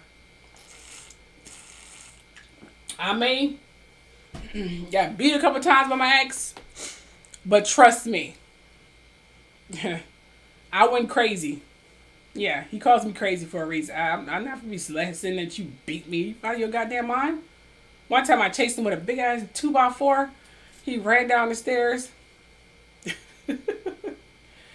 Oh, yeah. I'm not one of those chicks who's going to keep hitting me. Not from around my daughter, which he did used to get at me when she was a baby. Because, I was seriously, I can't do anything. I have my toddler daughter here. I can do too much. But if I was by myself, please, you want to fuck with me. I'm not one of those chicks who's going to keep hitting me like I'm some punching bag. Screw that. We both going to be bruised in this motherfucker. Okay? That's all I have to say. Yeah, I'm an Aquarius. You do not want to piss me off. Now, getting back to this nightmare. Okay. Now, what was I saying? Oh, okay. Now remember, after she tried to hook up these financial connections with this person at this party, after she tried doing this, thinking, okay, I'm doing a good thing in her mind. But remember, he don't see her as that. He sees her as a daughter, a property, and an ex-slave. Okay? Slave being the operative word here. Okay, so in the car, leaving the club, Mr. Combs beat Miss. You understand? He's pissed off. Why? I have no idea. But this, remember what he sees her as. So you push her in the vehicle and start stomping on her face. Mr. Combs' security staff, Roger Barnes, tried to stop the beating. Like, dude, what the hell are you doing? But he's stomping her in the face. Just, fuck you doing talking to this dude. Stop that. But he's seriously possessed. But he was unable to de-escalate the situation. Then when the car arrived at Mr. Combs' residence, Mr. Ventura attempted to run away. So she tried to run away from this crazy psychopath. Okay? But Mr. Combs followed her and proceeded to again kick her in the fucking face. Just because she talked to someone at a goddamn party. So she's running away screaming. He dragged her away and started kicking her in the face again. Of course, blood is flying everywhere. I mean, blood is everywhere. Guards trying to get him, but he's crazy. Hey, I got bills. I got a child at home. I got a wife and kids, man. Daughter probably, college or whatever. I'm trying to be in the mind frame of these guards. But damn, all money is not good money. No way in the hell I compromise my integrity or my morals. Fuck that. Miss Ventura was bleeding profusely and was ushered into Mr. Combs' home. So he beat her and dragged her into the home. Blood, shedding, tears, nose, whatever's broken. Who fucking cares? And of course, after beating her, she threw up from this assault. Now, upon recognizing the damage he had done and the physical violence of abuse, Mr. Combs panicked. Like, what the hell? Because he blacked out. He's beating this girl like she someone else, like a demon or something. So after he punched her and stomped her and all this stuff in the corner of the car, she runs away. He drags her back, start punching her in the face again. Don't even realize guards tried to get him off of her. They get in the house. She throws up, and it clicks. What the hell did I just do? So he begins to panic, like, oh my gosh, her face is messed up. She's really bruised up right now. Realization appears, so I guess the demonic possession, whatever the hell, if you believe in demons, even though they're properly called jinns, Jinn, but the possession has faded. The high has faded. So upon recognizing the damage he had done and physical evidence of his crazy ass abuse, Mr. Combs panicked like, oh shit, what the fuck did I just do? What the hell just happened? So he forced his staff, his obedient dumbass staff, he took her to Los Angeles. So he took her to a hotel in Los Angeles where she pretty much stayed in the room for about a week while she freaking healed up. Now, during the stay, as her injuries from the beating healed, Miss Ventura began to fully realize that Mr. Combs was tremendously loyal network, not only knew about and witnessed his assault. So she, I guess, finally, after all these crazy atrocities, I guess she finally realized that his staff is so loyal. They don't even care that he beats me, that he drugs me, and he does all this stuff to his other people. They're not going to say anything. So, but she pretty much witnessed they've witnessed his assault, but also that these witnesses were not willing to do anything meaningful to stop Mr. Combs' behavior, so they knew he was doing it, they didn't do shit. She recognized that she was powerless, like, okay, he can kill me right here, and they won't even say anything. So she recognized that she was powerless, and they didn't report anything. They didn't report Mr. Combs to the authorities. They will alter stories for Mr. Combs. Okay? This is what they were doing, his staff was doing. Mr. Combs' status or influence, but not will merely give Mr. Combs another excuse to her. So because they kept enabling him, he kept doing it. No one's saying anything. No staff, no police, no one said. They saying all this abuse and no one's saying shit. While in the hotel, she asked to go home to her parents, but Mr. Combs wouldn't let her because he's not finished beating her and drugging her and using her as whatever he wanted to use her as. So anything he's feeling, if he's high, if he's willing to beat somebody, he just call his slave. Because that's what he saw her as, a fucking slave.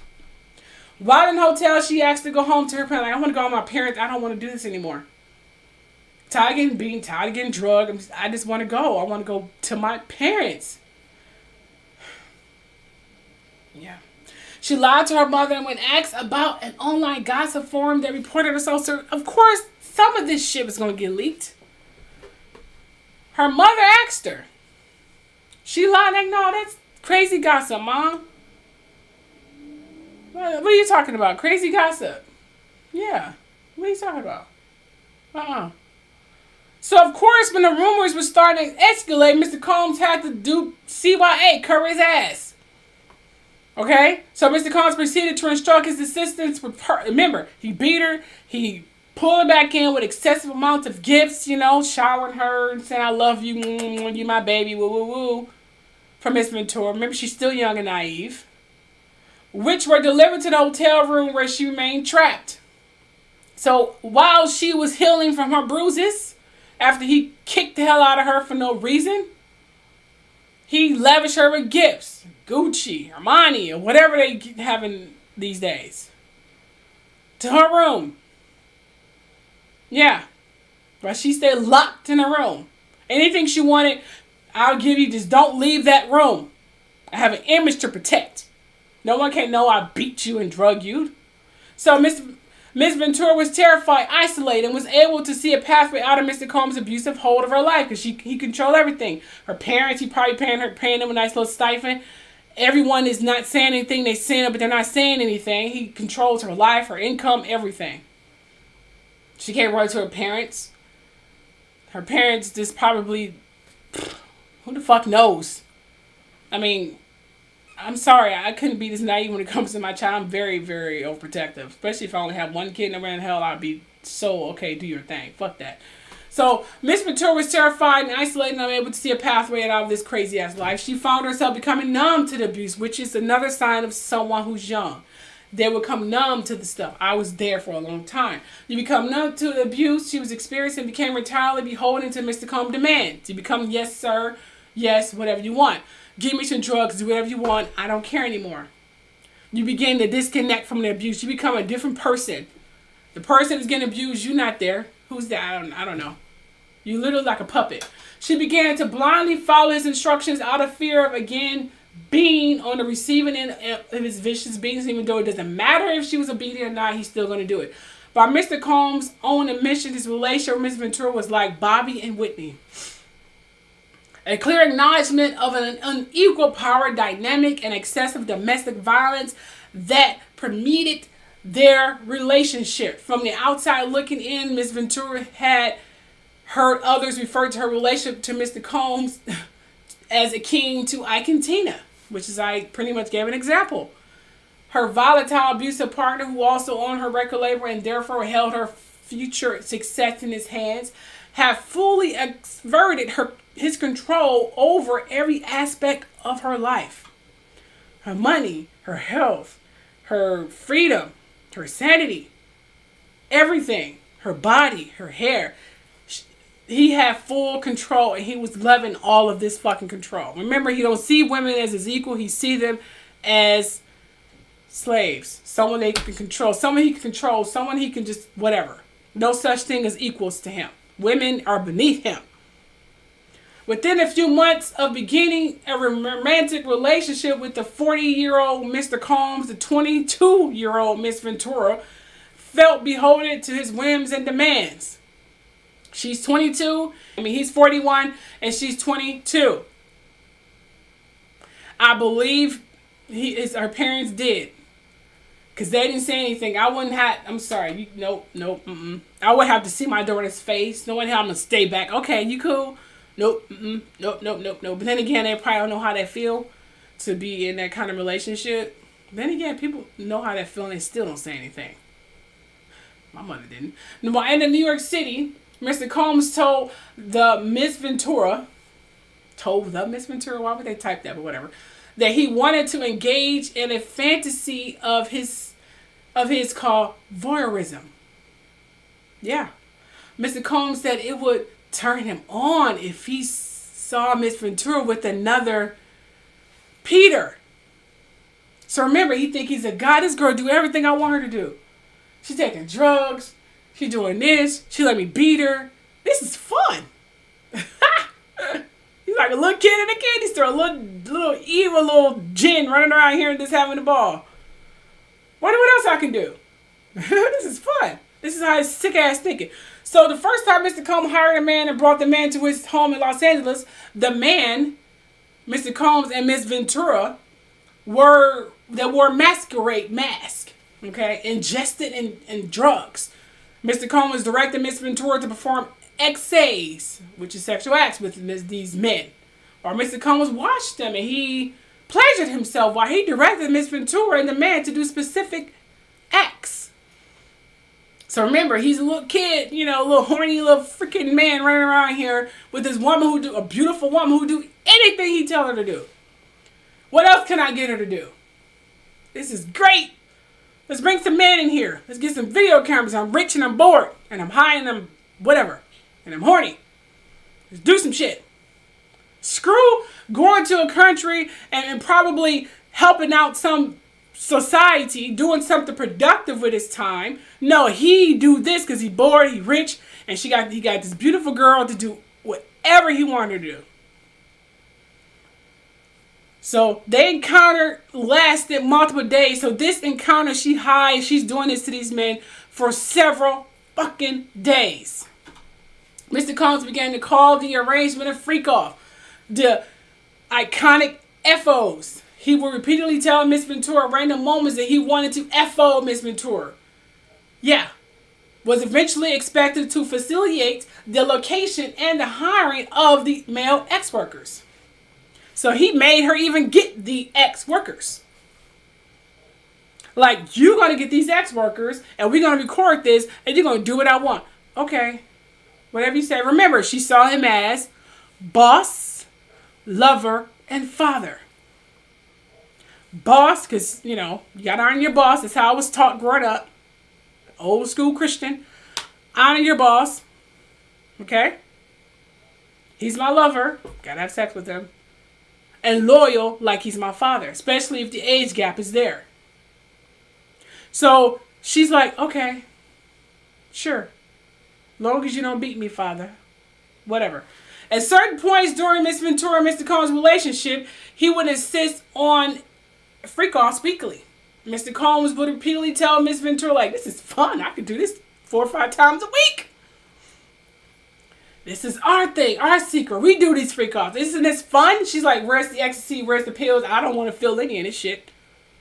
Because I would be seriously drugged the hell up and disconnecting from all of this. For real. So these FOs would often take place in hotels where he get really just creative where he gonna do it at. Hotel suites, including the Trump International Hotel in Columbus Circle. Oh yeah. And I'm assuming this is El Entourage Beverly Hills. The London Hotel in Los Angeles. The Intercontinental in Century City. The Intercontinental in Atlanta. The Intercontinental in New York City. The One Hotel in New York City. And in Miami. And the Mediterranean Oriental Hotel in New York and in Miami. And other places in Miami and Beverly Hills. Pretty much everywhere in LA, Beverly Hills, and New York. Okay? He had all these FOs there. Rent off floors. Rent out a few rooms. To have these FOs and expertly record it. And then distribute it to people. Miss Ventura was there in body, but in mind, she was not there. On occasion, around 2013, Mr. Combs had an FO set up at an Intercontinental Hotel in New York City, after which he was charged with tens of thousands of dollars in damage by the hotel because he was doing way too much shit. Now, prior information believed Mr. Combs' Chief of Staff, Tony Fletcher, paid the invoice charged by the hotel. Yeah, that's Mr. Combs' Chief of Staff, Tony Fletcher. Okay, so anyway, This Tony Fletcher person paid the invoice. So apparently he had people to pay off this stuff and make sure it didn't get paid off in his name. So they screwed up the hotel room to tell him what he did in there. He's disgusting. So Miss Ventura was eventually instructed to use websites and escort services to find more male ex-workers. So, babe, find his ex-workers, record this. This is fun. This is so much fun. Oh my gosh, I need this. I need this. Seriously, I need this. Because he's geeking right now. He's really geeking right now. Okay? It gets deeper because he got introduced to this voyeurism. Find these ex-workers. And he even instructed her what kind of ex-workers he want her to do. Mr. Combs told Miss Ventura to search for large black you-know-what on the website. So I need bigger. Bigger the better. My holes are getting big. I need bigger the better. So sometimes Mr. Combs would pay to fly male ex-workers to his location, including multiple cities in the United States as well as abroad. He required Miss Ventura and his staff to help him make these arrangements. She said, yes, sir. Yes, sir. Mr. Combs assisted. Mr. Combs' assistants would help to set up these FOs so assistants know, I would love to get some freaking darn subpoenas for his assistants. Damn, they know a lot. So they would set up these hotels so we make sure to have a lot of baby oil. A lot of petroleum jelly. Whatever they use for these ex-male workers. Mr. Combs always supplied Miss Ventura's and these ex-workers that he will record. And there's copious amounts of drugs before and during these FOs. Miss Ventura was given ecstasy. Remember, she had to disconnect herself because I wouldn't want to be in here solely unconscious. Okay? So he gave her ecstasy. He gave her cocaine. He gave her GHB, ketamine, marijuana, alcohol, excessive amount of drugs. Whatever she needed to get her to do whatever. And her knowing her naive, but at this point, and so sad she did it. Which allowed her, again, what I say, to disassociate during these horrific encounters. So she's high as hell and not there. It became a commonplace to get IV fluids. Yeah. So after these long escapades and her excessive drug use, she would have to get IV fluids days after these long voyeurisms, these long freak-offs, to recover from the excessive substances he pushed upon her. So he drugged her, had these huge male ex-workers do all these things recorded. She would need to get hooked up to IV just so she can stay, conscious, so to speak. Because she was extremely dehydrated and worn the hell out. Yeah. Miss Ventura was required to dress up in lingerie for an FO. And Mr. Combs insisted she wear white nail polish to contrast her nails with the skin of the black men and he hired to have sex with her. So the nail polish can be seen when she's touching these black men. White nail polish. White nail polish, white toenail polish. There's a certain artist who still wore those white nail polish and toe polishes for many years. And they call what she called J to the L-O. Yeah. She wore that kind of nail polish and toenail polish for a number of years. Actually, I think not too long ago she wore that. I don't know if she wore that now because she's with, who, but I'm just saying. Now, during the FO, Mr. Combs would instruct Miss Ventura to pour excessive amounts of oil over her. So, pour the oil over you with the white nail polish so I can film it. This is fun. She does everything I want her to do. Woohoo! Mr. Combs would then instruct Miss Ventura to have ex-workers to speak to each other, talk to each other, touch each other, say, grab my big black you-know-what. And how does that feel? Tell me how that feel. He's instructing his ex-slave to do this sick shit. During the FO, in addition to directing Miss Ventura and him pleasuring himself, Mr. Combs would use his phone, laptop, and tablet to film Miss Ventura having these ex and hired ex-workers. He treated her to whatever. This personal art project, he calls himself. He'd make it look beautiful and artistic. He put candles and beautiful music and lighting. Just perfect. This is a music video. She's high as hell, not knowing what the hell she's doing. While Miss Ventura quickly deleted any photographs of video of X, which it was on the cloud, which means she technically didn't delete anything. And if you delete it, you have to go into the deleted file to delete that, or just be sitting there collecting dust. Anyone can recover those files. Okay, you got to go in the trash bin or deleted file bin to get these deleted images or whatever. Okay, now, that was taken on her phone. Mr. Combs repeatedly made it clear that he retained many videos of Miss Ventura than FO. So he pretty much probably had a copy of everything. So she thinking she deleting it, but he still have every copy of everything they did, just in case. That way he can look back on it and see how powerful he was and sell it to his people. Even when she deleted the videos, Mr. Combs would tell Miss Ventura that he was able to recover deleted videos from her devices.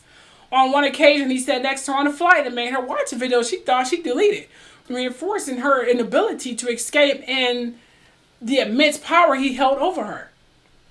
Yeah, so he showed her on the flight. She thinks to delete it, like, oh my gosh, that's gone. Whew, great. I don't have to see that again. Great. Wonderful. They get on the flight. He pull out the video like, look, remember this? Uh-huh. Yeah, you were nice in that. Uh-huh. Yeah. Yeah. This is a power move to intimidate more. Mr. Combs would pay the he wanted more ex-workers. Like, I need more. He paid more ex-workers, a few $1,000s in cash for their services. During these freak-offs, Mr. Combs would be extremely intoxicated, drugged up. He would be so remember, he's sniffing cocaine, he's doing ecstasy, he's doing all this shit. He's out of his fucking mind. So what he does, he start punching her and hitting her and stuff in front of the ex-workers. Like, what did I tell you? Damn it. Do what I say. Miss Ventura was repulsed by Mr. Combs' demands, but between the physical beating and recognizing his incredible power and incredible temper, Miss Ventura became petrified of her partner and boss and felt that she couldn't say no. Remember, lover, father, boss. Okay? So she said, yes. I don't want you beating me in front of these people because they're not going to do shit. So let me just do what you say and prevent you from beating my ass. He even would, after remember the beatings, he presented her with these lavish gifts, okay? Prior to whatever, or in the middle of the FO, simply acknowledging the ways in which these four sexual XAs constituted work for Miss Ventura, and he needed to compensate her for this work. So he gave her these gifts. At one point, he had given her so many designer bracelets for FOs immediately following his brutal beatings that she felt she was shackled by his presence. Like, he gave her so many fucking bracelets, she felt that there was literally shackles, like chains and shit, which they probably were, and gold. Frequently, her anxiety for any FOs would become so great that she would become freaking ill. Because she getting drugged, she going through all this stuff, she's doing disgusting things to these strangers. Just so he can pleasure himself and get off. All this stuff start fucking with you. So she started vomiting. Kneeling over in the toilet, all these drugs, all these fluids from these men. You know? Remember Mr. Combs like, what the hell are you doing? You don't feel anything. You're my personal slave. You're like a robot. What are you doing throwing up for? Get up from the floor. The hell are you doing? Get your ass up. So he get her up. Shame her for even throwing up. The hell are you doing? You're not performing right. And then force her to get up and proceed with the encounter. Like, get up and finish what I'm doing. Get from the toilet. The hell you throwing up for? Or he hit her or something. She knew firsthand that telling Mr. Combs that she did not want to engage in FOs. But she knew he would go into these crazy beatings and start beating her to death. So she do it. In addition, his suggestion that Miss Ventura would refuse the FOs or otherwise reported to Mr. Combs' abuse was met with ultimatums by Mr. Combs, who would say that Miss Ventura could not go to the police because she had a lot to lose. Like, she didn't want to go because she felt like, I'm going to lose the money, I'm going to lose the power, I'm going to lose my car, I'm going to lose my life, yada, yada, yada. Kind of the same ultimatum and dilemma that Rodney Jones was set with. But she was the girlfriend. Rodney Jones was just a partner. A business partner that turned into something. Around August 2015, for example, in the middle of the surprise birthday party dinner for Mrs. Ventura's 29th birthday, she's 29 years old now. I mean, she's been getting beaten and drugged and forced and drugged into these FOs for about almost 8-9 years now. So yeah, at this point she's numb as hell, and she should have a breaking point at this moment. The breaking point should be coming soon. Okay, it generally happens when you turn 29 or 30 years old, especially if you've been with someone since you were just turning into adulthood. Speak from experience. Now, Mr. Combs insisted that Miss Ventura leave the party and go to a hotel for another FO. Like, she does what I want. I want another of this. Woo! Ha! See what else I can get her to do. When she expressed that she had not, like, I don't want to do this anymore. What the fuck? We've been doing this for like 8 years. Damn, no. She's like, I don't want to go. I don't want to. I'm tired of taking drugs and then bending over a fucking toilet. You know, vomiting all these fluids out of my system, and you beating me if I do vomit, beating me if I do it, or if I don't do it. I don't want to do this anymore. I mean, goddamn, I don't want to do this anymore. But remember, Mr. Combs, he's on drugs, and he's a king. He's the king of all gods. You don't say no to him. You my slave. You do what I want. You don't have feelings. I tell you how to feel. It's how you think it. Okay? So when she expressed that she did not want to go to this another FO, Mr. Combs had Miss Ventura cornered by his goddamn staff in order to force, I mean, seriously. Yeah, and cornered by his security staff in order to force her to leave with him. Like, you gonna leave with me, and we're gonna do this fucking FO. I need this. Okay? After this FO, Mr. Combs and Miss Ventura went back to the hotel that Miss Ventura was staying in, where some of Miss Ventura's friends were already hanging out. Mr. Combs was severely intoxicated and drugged up at this point, okay? At one point during the night, picked up one of Miss Ventura's friends like a child. Yeah. And dangled the friend over the balcony. So he picked up one of her friends and dangled his friend over the balcony. That's the rumor that went around where, I forgot, that rapper, whoever, was hung over a balcony. Yeah. That part was true. He lied and said it was, but it was. On the 17th floor hotel suite. He didn't do it. His security guard did it. Mr. Combs is not that damn strong. Okay. Miss Ventura had her friends where they were scared. Mr. Combs' erratic behavior. But Miss Ventura was heavily sedated. I mean, she was higher in her mind. I mean, she's going to do another FO. She already know the train already. She's been doing it for like 8-9 years now. So what she do? She start popping the ecstasy. She start popping the pills. Start drinking the liquor. She's like, okay, let me get ready for this goddamn freak off. Let me go and disconnect. Let me pop the pills. Let me do the whatever. So she's not even there. She know another freak off. Let me get disconnected. Meanwhile, one of her male friends is hanging over a goddamn balcony on the 17th fucking floor while Miss Ventura is heavily sedated because of the drug she took to participate in this fucking FO, freak off, and therefore wasn't able to respond to Mr. Combs' terrifying behavior as if it was going to make a goddamn difference anyway. So people was expecting her to respond, but she's not there. She's there in body, but she's not there in mind and spirit. She's gone. Okay? So the FO became work for Miss Ventura. This is another job. Let me take another pill. Take many pills so I can feel numb and not know what the hell's going on here. So it became a job to her. And it becomes a routine at some point. Okay? For Miss Ventura. And despite her little protestations, Mr. Combs insisted on this stage and forced sexual encounters between Miss Ventura and various male ex-workers. So he kind of forced her to do these activities with these ex-workers, and at some point, again, it became work to her. So she tries to escape from the abuse. She's 29 years old. Remember, when you get 30 after being with a guy, when you're like 19, 20, whatever, when you get close to 30, that, like, okay, light bulb comes on. You're like, okay, it's time for me to, I'm not going to be 40 years old doing this shit. No, just not doing this. So anytime she tried to create distance between her and Mr. Combs, he used networks to find her and convince her to return home to his abuse. She tried to leave. He used his little power and bring her right back home so she can participate in these FOs and become his slave. On multiple occasions, Mr. Combs sent his employees to lure Miss Ventura back, which we know he did several times already. In 2011, during a rough patch in Mr. Combs and Miss Ventura relationship, Miss Ventura had a brief relationship with musician Kid Cudi. So when they broke up for a minute, she decided to see somebody else. They said the way to get over another guy is to get under a new one. Kid Cudi is about as deep into this crap as Sean Combs. Now, when Mr. Combs returned from his trip, he demanded another FO. Like, I need another FO. I need this. This is fun. This is so fun. Yes. So, he demanded another FO of Miss Ventura.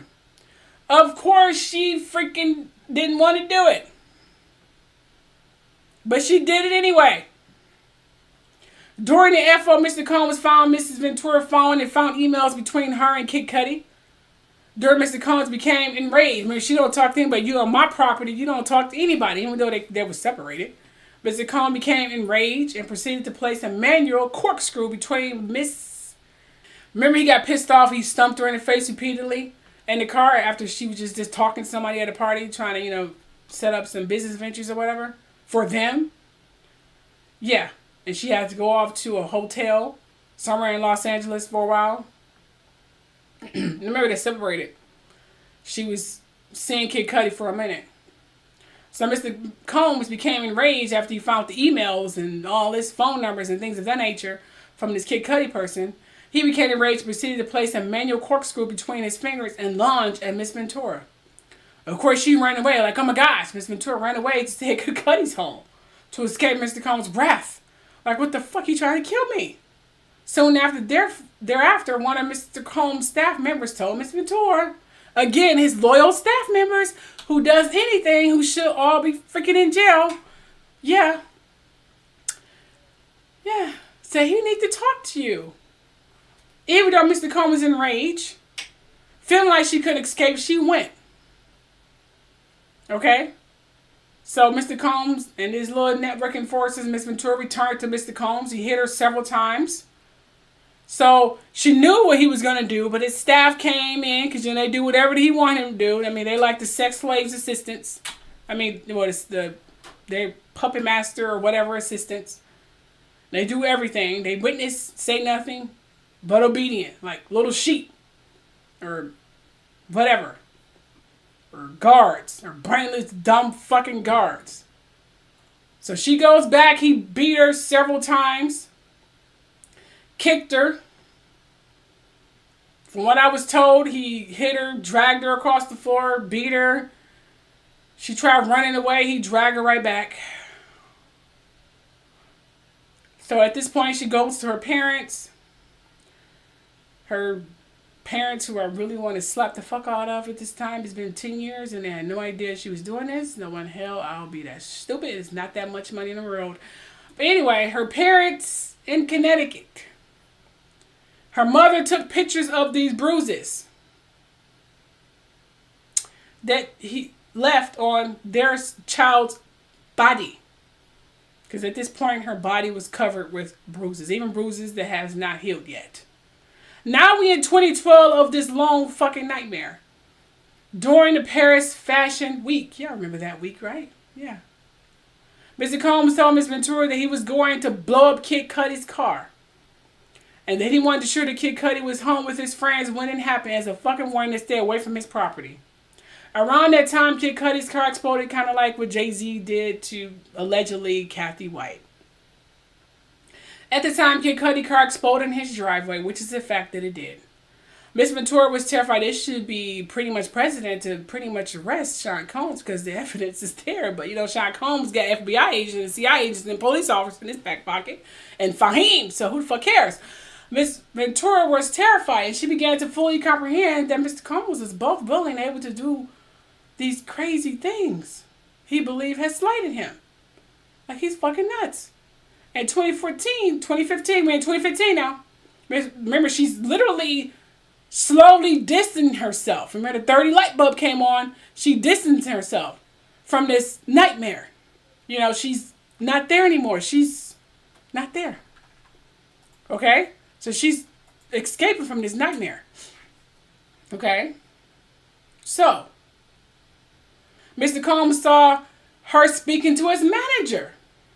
And told her to step into the bedroom. And she's not allowed to speak to anybody. You do what I want. Remember, he see her as a property, as his child, a slave. That's it. She see him as boss, lover, and father. She's not allowed to speak to him. You just go in the party and stand there and smile. You don't allowed to speak to anybody. Don't say hello, hi, nothing. Just no one. You speak to whoever I want you to speak to. So Mr. Combs started speaking to the manager, sternly told her, step into the bedroom. adjoining suite in the bedroom. Mr. Combs beat her severely. She ran from the corner of the room. Now remember, at this point, she probably trained herself not to scream or do anything. Just get beaten and not say anything so she won't make a scene or rattle anyone. Now, trying to avoid Mr. Combs beating and kicking when she tried to lock herself in the bathroom, he pushed through it and punched her and kicked her again while she was curled up under the toilet. So she's curled up like a fetus under the toilet trying to escape from his beatings. Of course, she's screaming at this point, but her screams was drowned out by the loud music playing outside of the hotel suite. When Mr. Combs' head of security assistant saw Mr. Ventura after the assault, they began to cry. Oh, they began to fucking cry? Oh my gosh. Miss Ventura had 2 black eyes at this point and a burst and a bruised lip with a huge welt on her forehead. Remember I told you they don't like to hit in the face, but at some point they can't help themselves. So at this point, you can't hide this. You can't cover up with makeup or long sleeve shirts or whatever. So what any bruiser would do, upon seeing of the results of this vicious attack, Mr. Combs immediately took steps to conceal this wrongdoing. He forced Miss Ventura to stay at his home in Homely Hills, along with one of his sons. While there, Mr. Combs FaceTimed Miss Ventura and stated, "You got to go up and put up more makeup on. My son can't see you like that. Like, my son is there, but I want them to see you with the broken lip and the scar on your face. Put some makeup on that shit, girl. Damn, you're making me look bad." This is what he, sounds like. She did. She put makeup on. I mean, okay, father. Mr. Combs demands Miss Ventura said that she had no choice but to obey her abuser. Even though security guards, assistants, and friends saw the situation she was in, they did nothing. No one dared to help her or speak on her behalf. She therefore had no choice but to remain a subservient. Because no one helped her. Everyone was just obedient. They saw this and they said nothing. Later in 2015, while shooting a movie in Cape Town in South Africa, Miss Ventura began a flirtatious relationship with another actor. I said another actor. I should have said an actor. She spent New Year's Eve with this actor. Mr. Combs soon found out. I'm assuming at this point they were not together. Remember, she's not allowed to talk to anybody. She's my property, remember? I own her. No one's supposed to have her. Me. Mr. Combs called the actor and threatened him. The actor proceeded to call Miss Ventura and tell her, "You really need to call Mr. Combs." So this dumb actor's like, "You need to call Mr. Combs." In and around March 16, during another FO, freak off at the Intercontinental Hotel in Central, oh my gosh, in Los Angeles. Remember, he paid the security staff to delete all the security footage from these freak offs. That has been factual. Okay. Now, so remember, she met this actor in South Africa or whatever you want to call it. Everything's great. She's trying to get away from him, trying to get a man who's powerful enough and not punks to protect her from him. So that's why she's getting involved with these people. Like, can you protect me from this man, please? So she getting involved with these men. It's like, okay, I don't want to be with him anymore. Can you protect me from him? Can you protect me from him? That's what she's looking for. Parents not doing it. Father not doing it. She's looking for a man to do this for her. But they're fucking wimps. So in March 2016, during another FO, because, whatever, at this fucking hotel in Los Angeles, Mr. Combs began he's intoxicated, he's drugged up as usual. He beat her again, giving her another black eye, whatever. After he fell asleep, Miss Ventura tried to leave the hotel, but as she exited, Mr. Combs woke up and began screaming at Miss Ventura. So she tried to sneak out of the hotel to get away from his crazy ass. He followed her into the hallway. Yeah, yelling at her. He grabbed her and then took a vase in the hallway and threw it at her. Like, "Bring your ass back here." Causing glass crashing all over the hallway floor and the elevator, everything.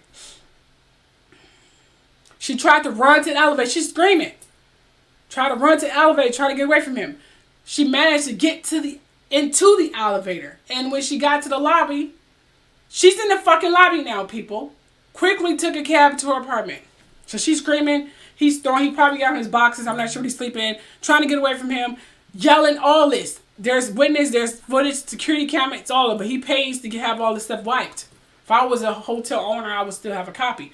Now, upon realizing that her running away would cause Mr. Combs to be even angrier with her.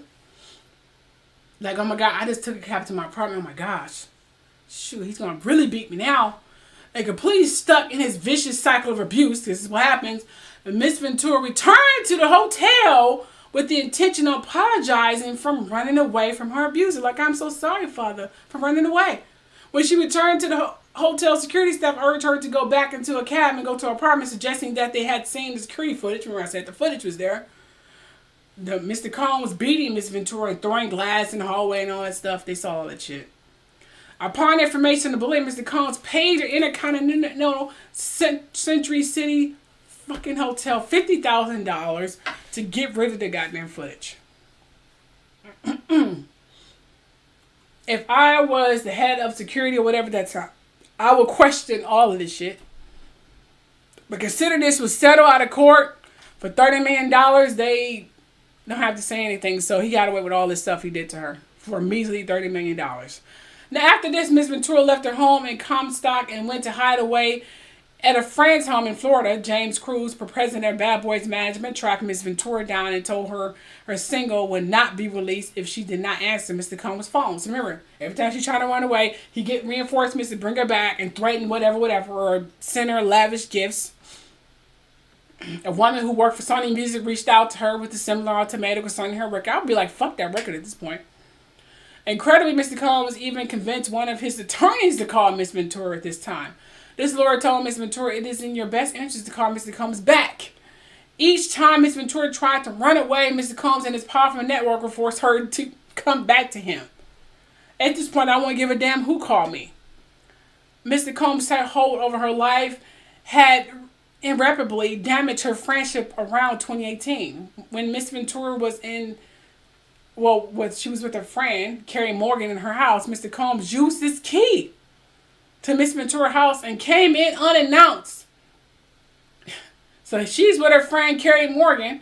He and Miss Morgan had an altercation. During Mr. Combs threw a hanger at Miss Morgan.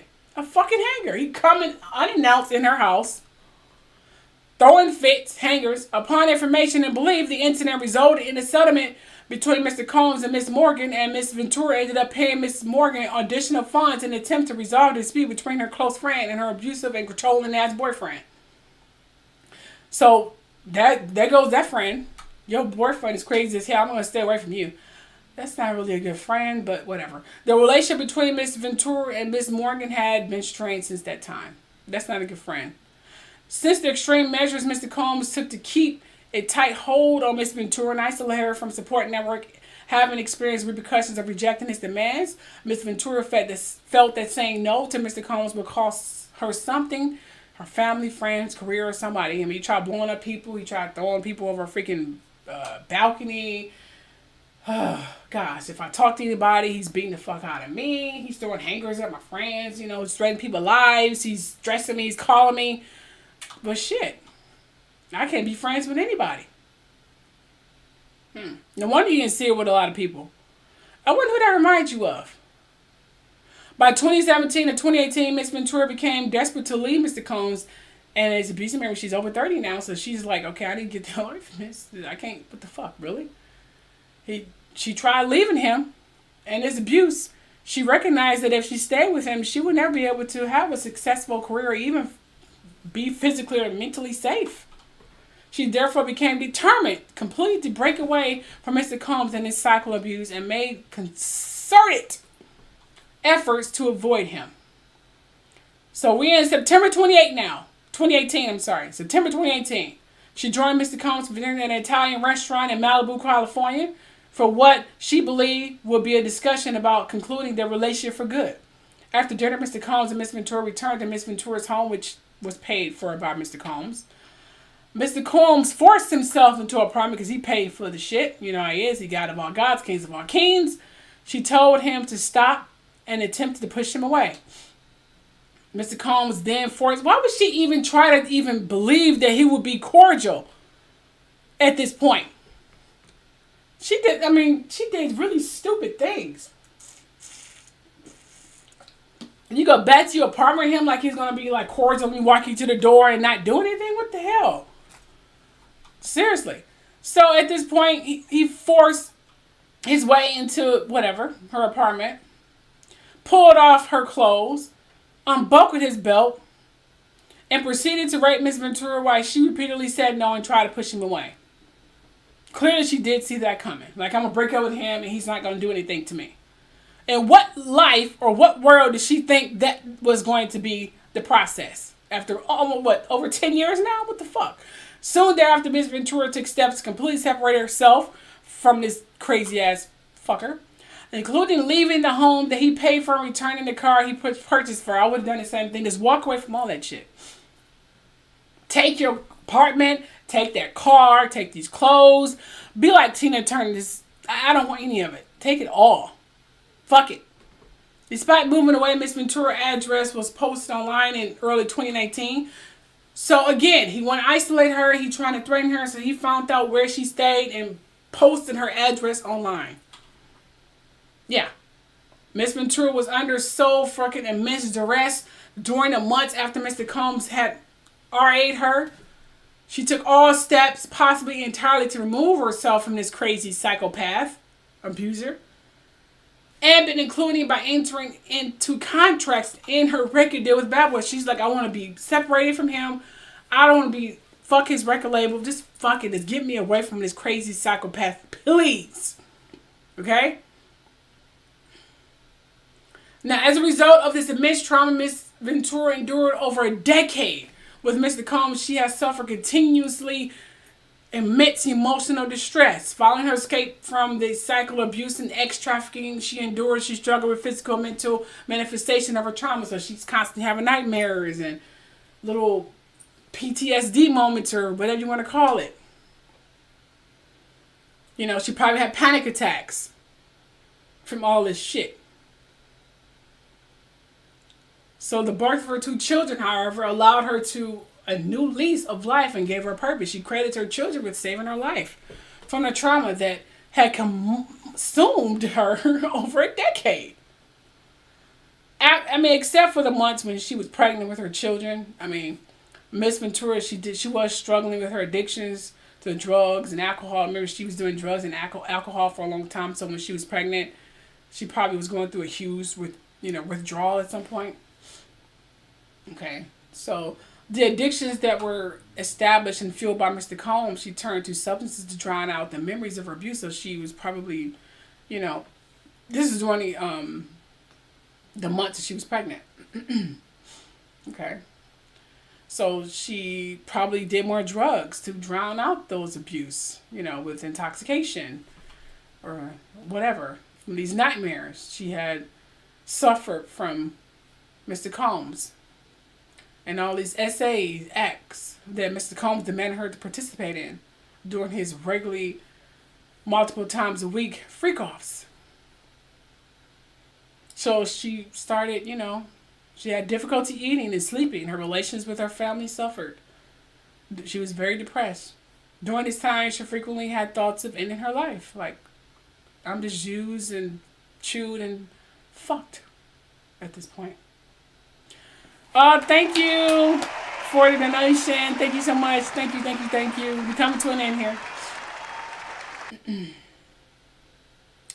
So she started to... This is crazy. So she started to rebuild her life and confront her trauma. Thanks to the passage of New York Adult Survivors Act and California XA Accountability to Cover-Up Acts. So these people from domestic violence and abuse and stuff like that, they go to these places, they give them a new identity, give them a place to hide out, to, seek refuge and counseling, to get them back on their feet, to get them to a normal mental stability after all this nightmare shit. So she was able to get control of her life. As it says here, she is now ready and able to confront their abuser and to hold him and those enabled with his abuse accountable for their actions.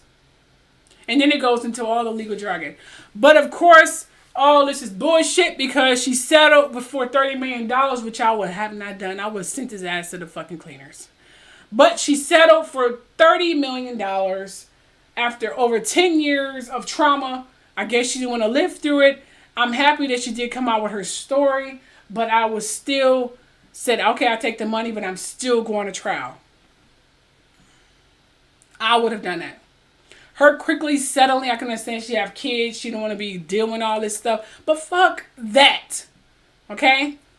But whatever. It did help other people to come forward, and I'm very happy for her. And if any of you have any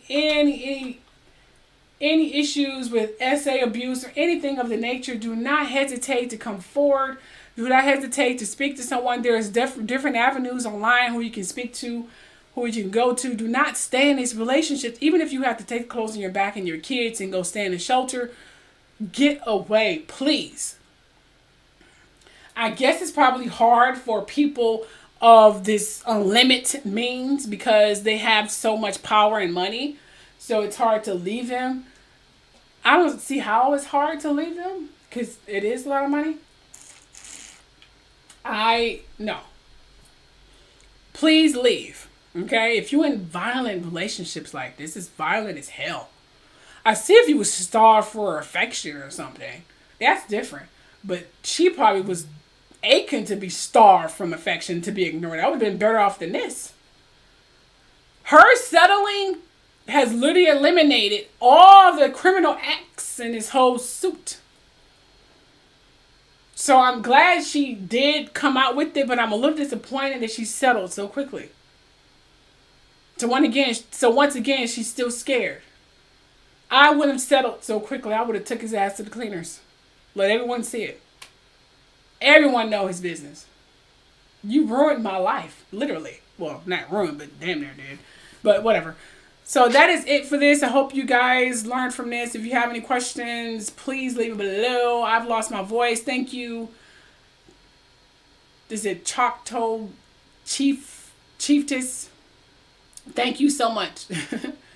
I am literally seriously sweating in my office. It's really crazy. But this was a nightmare, wasn't it? Oh my. Yes, I know. I just had to say it live because I got tired of the little inserts from this thing.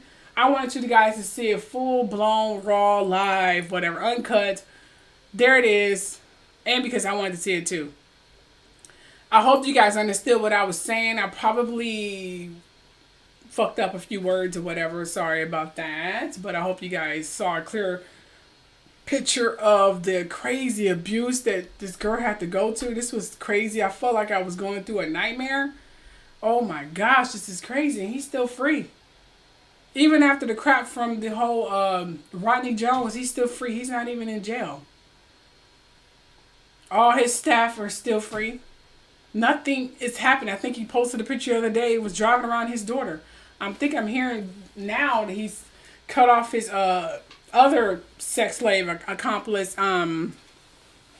whatever that chick is he's dating. I forgot her name. Her. For her allowance. So she may start talking. Maybe. I don't know how any woman could get involved with the psychopath. But stay safe. I'm going to end it here because I'm tired. So if you guys did use me as a podcast, y'all probably want to end it here. Put your comments below. I'll try to answer them accordingly. Have a great night. Bye. Well, that's it for today's podcast.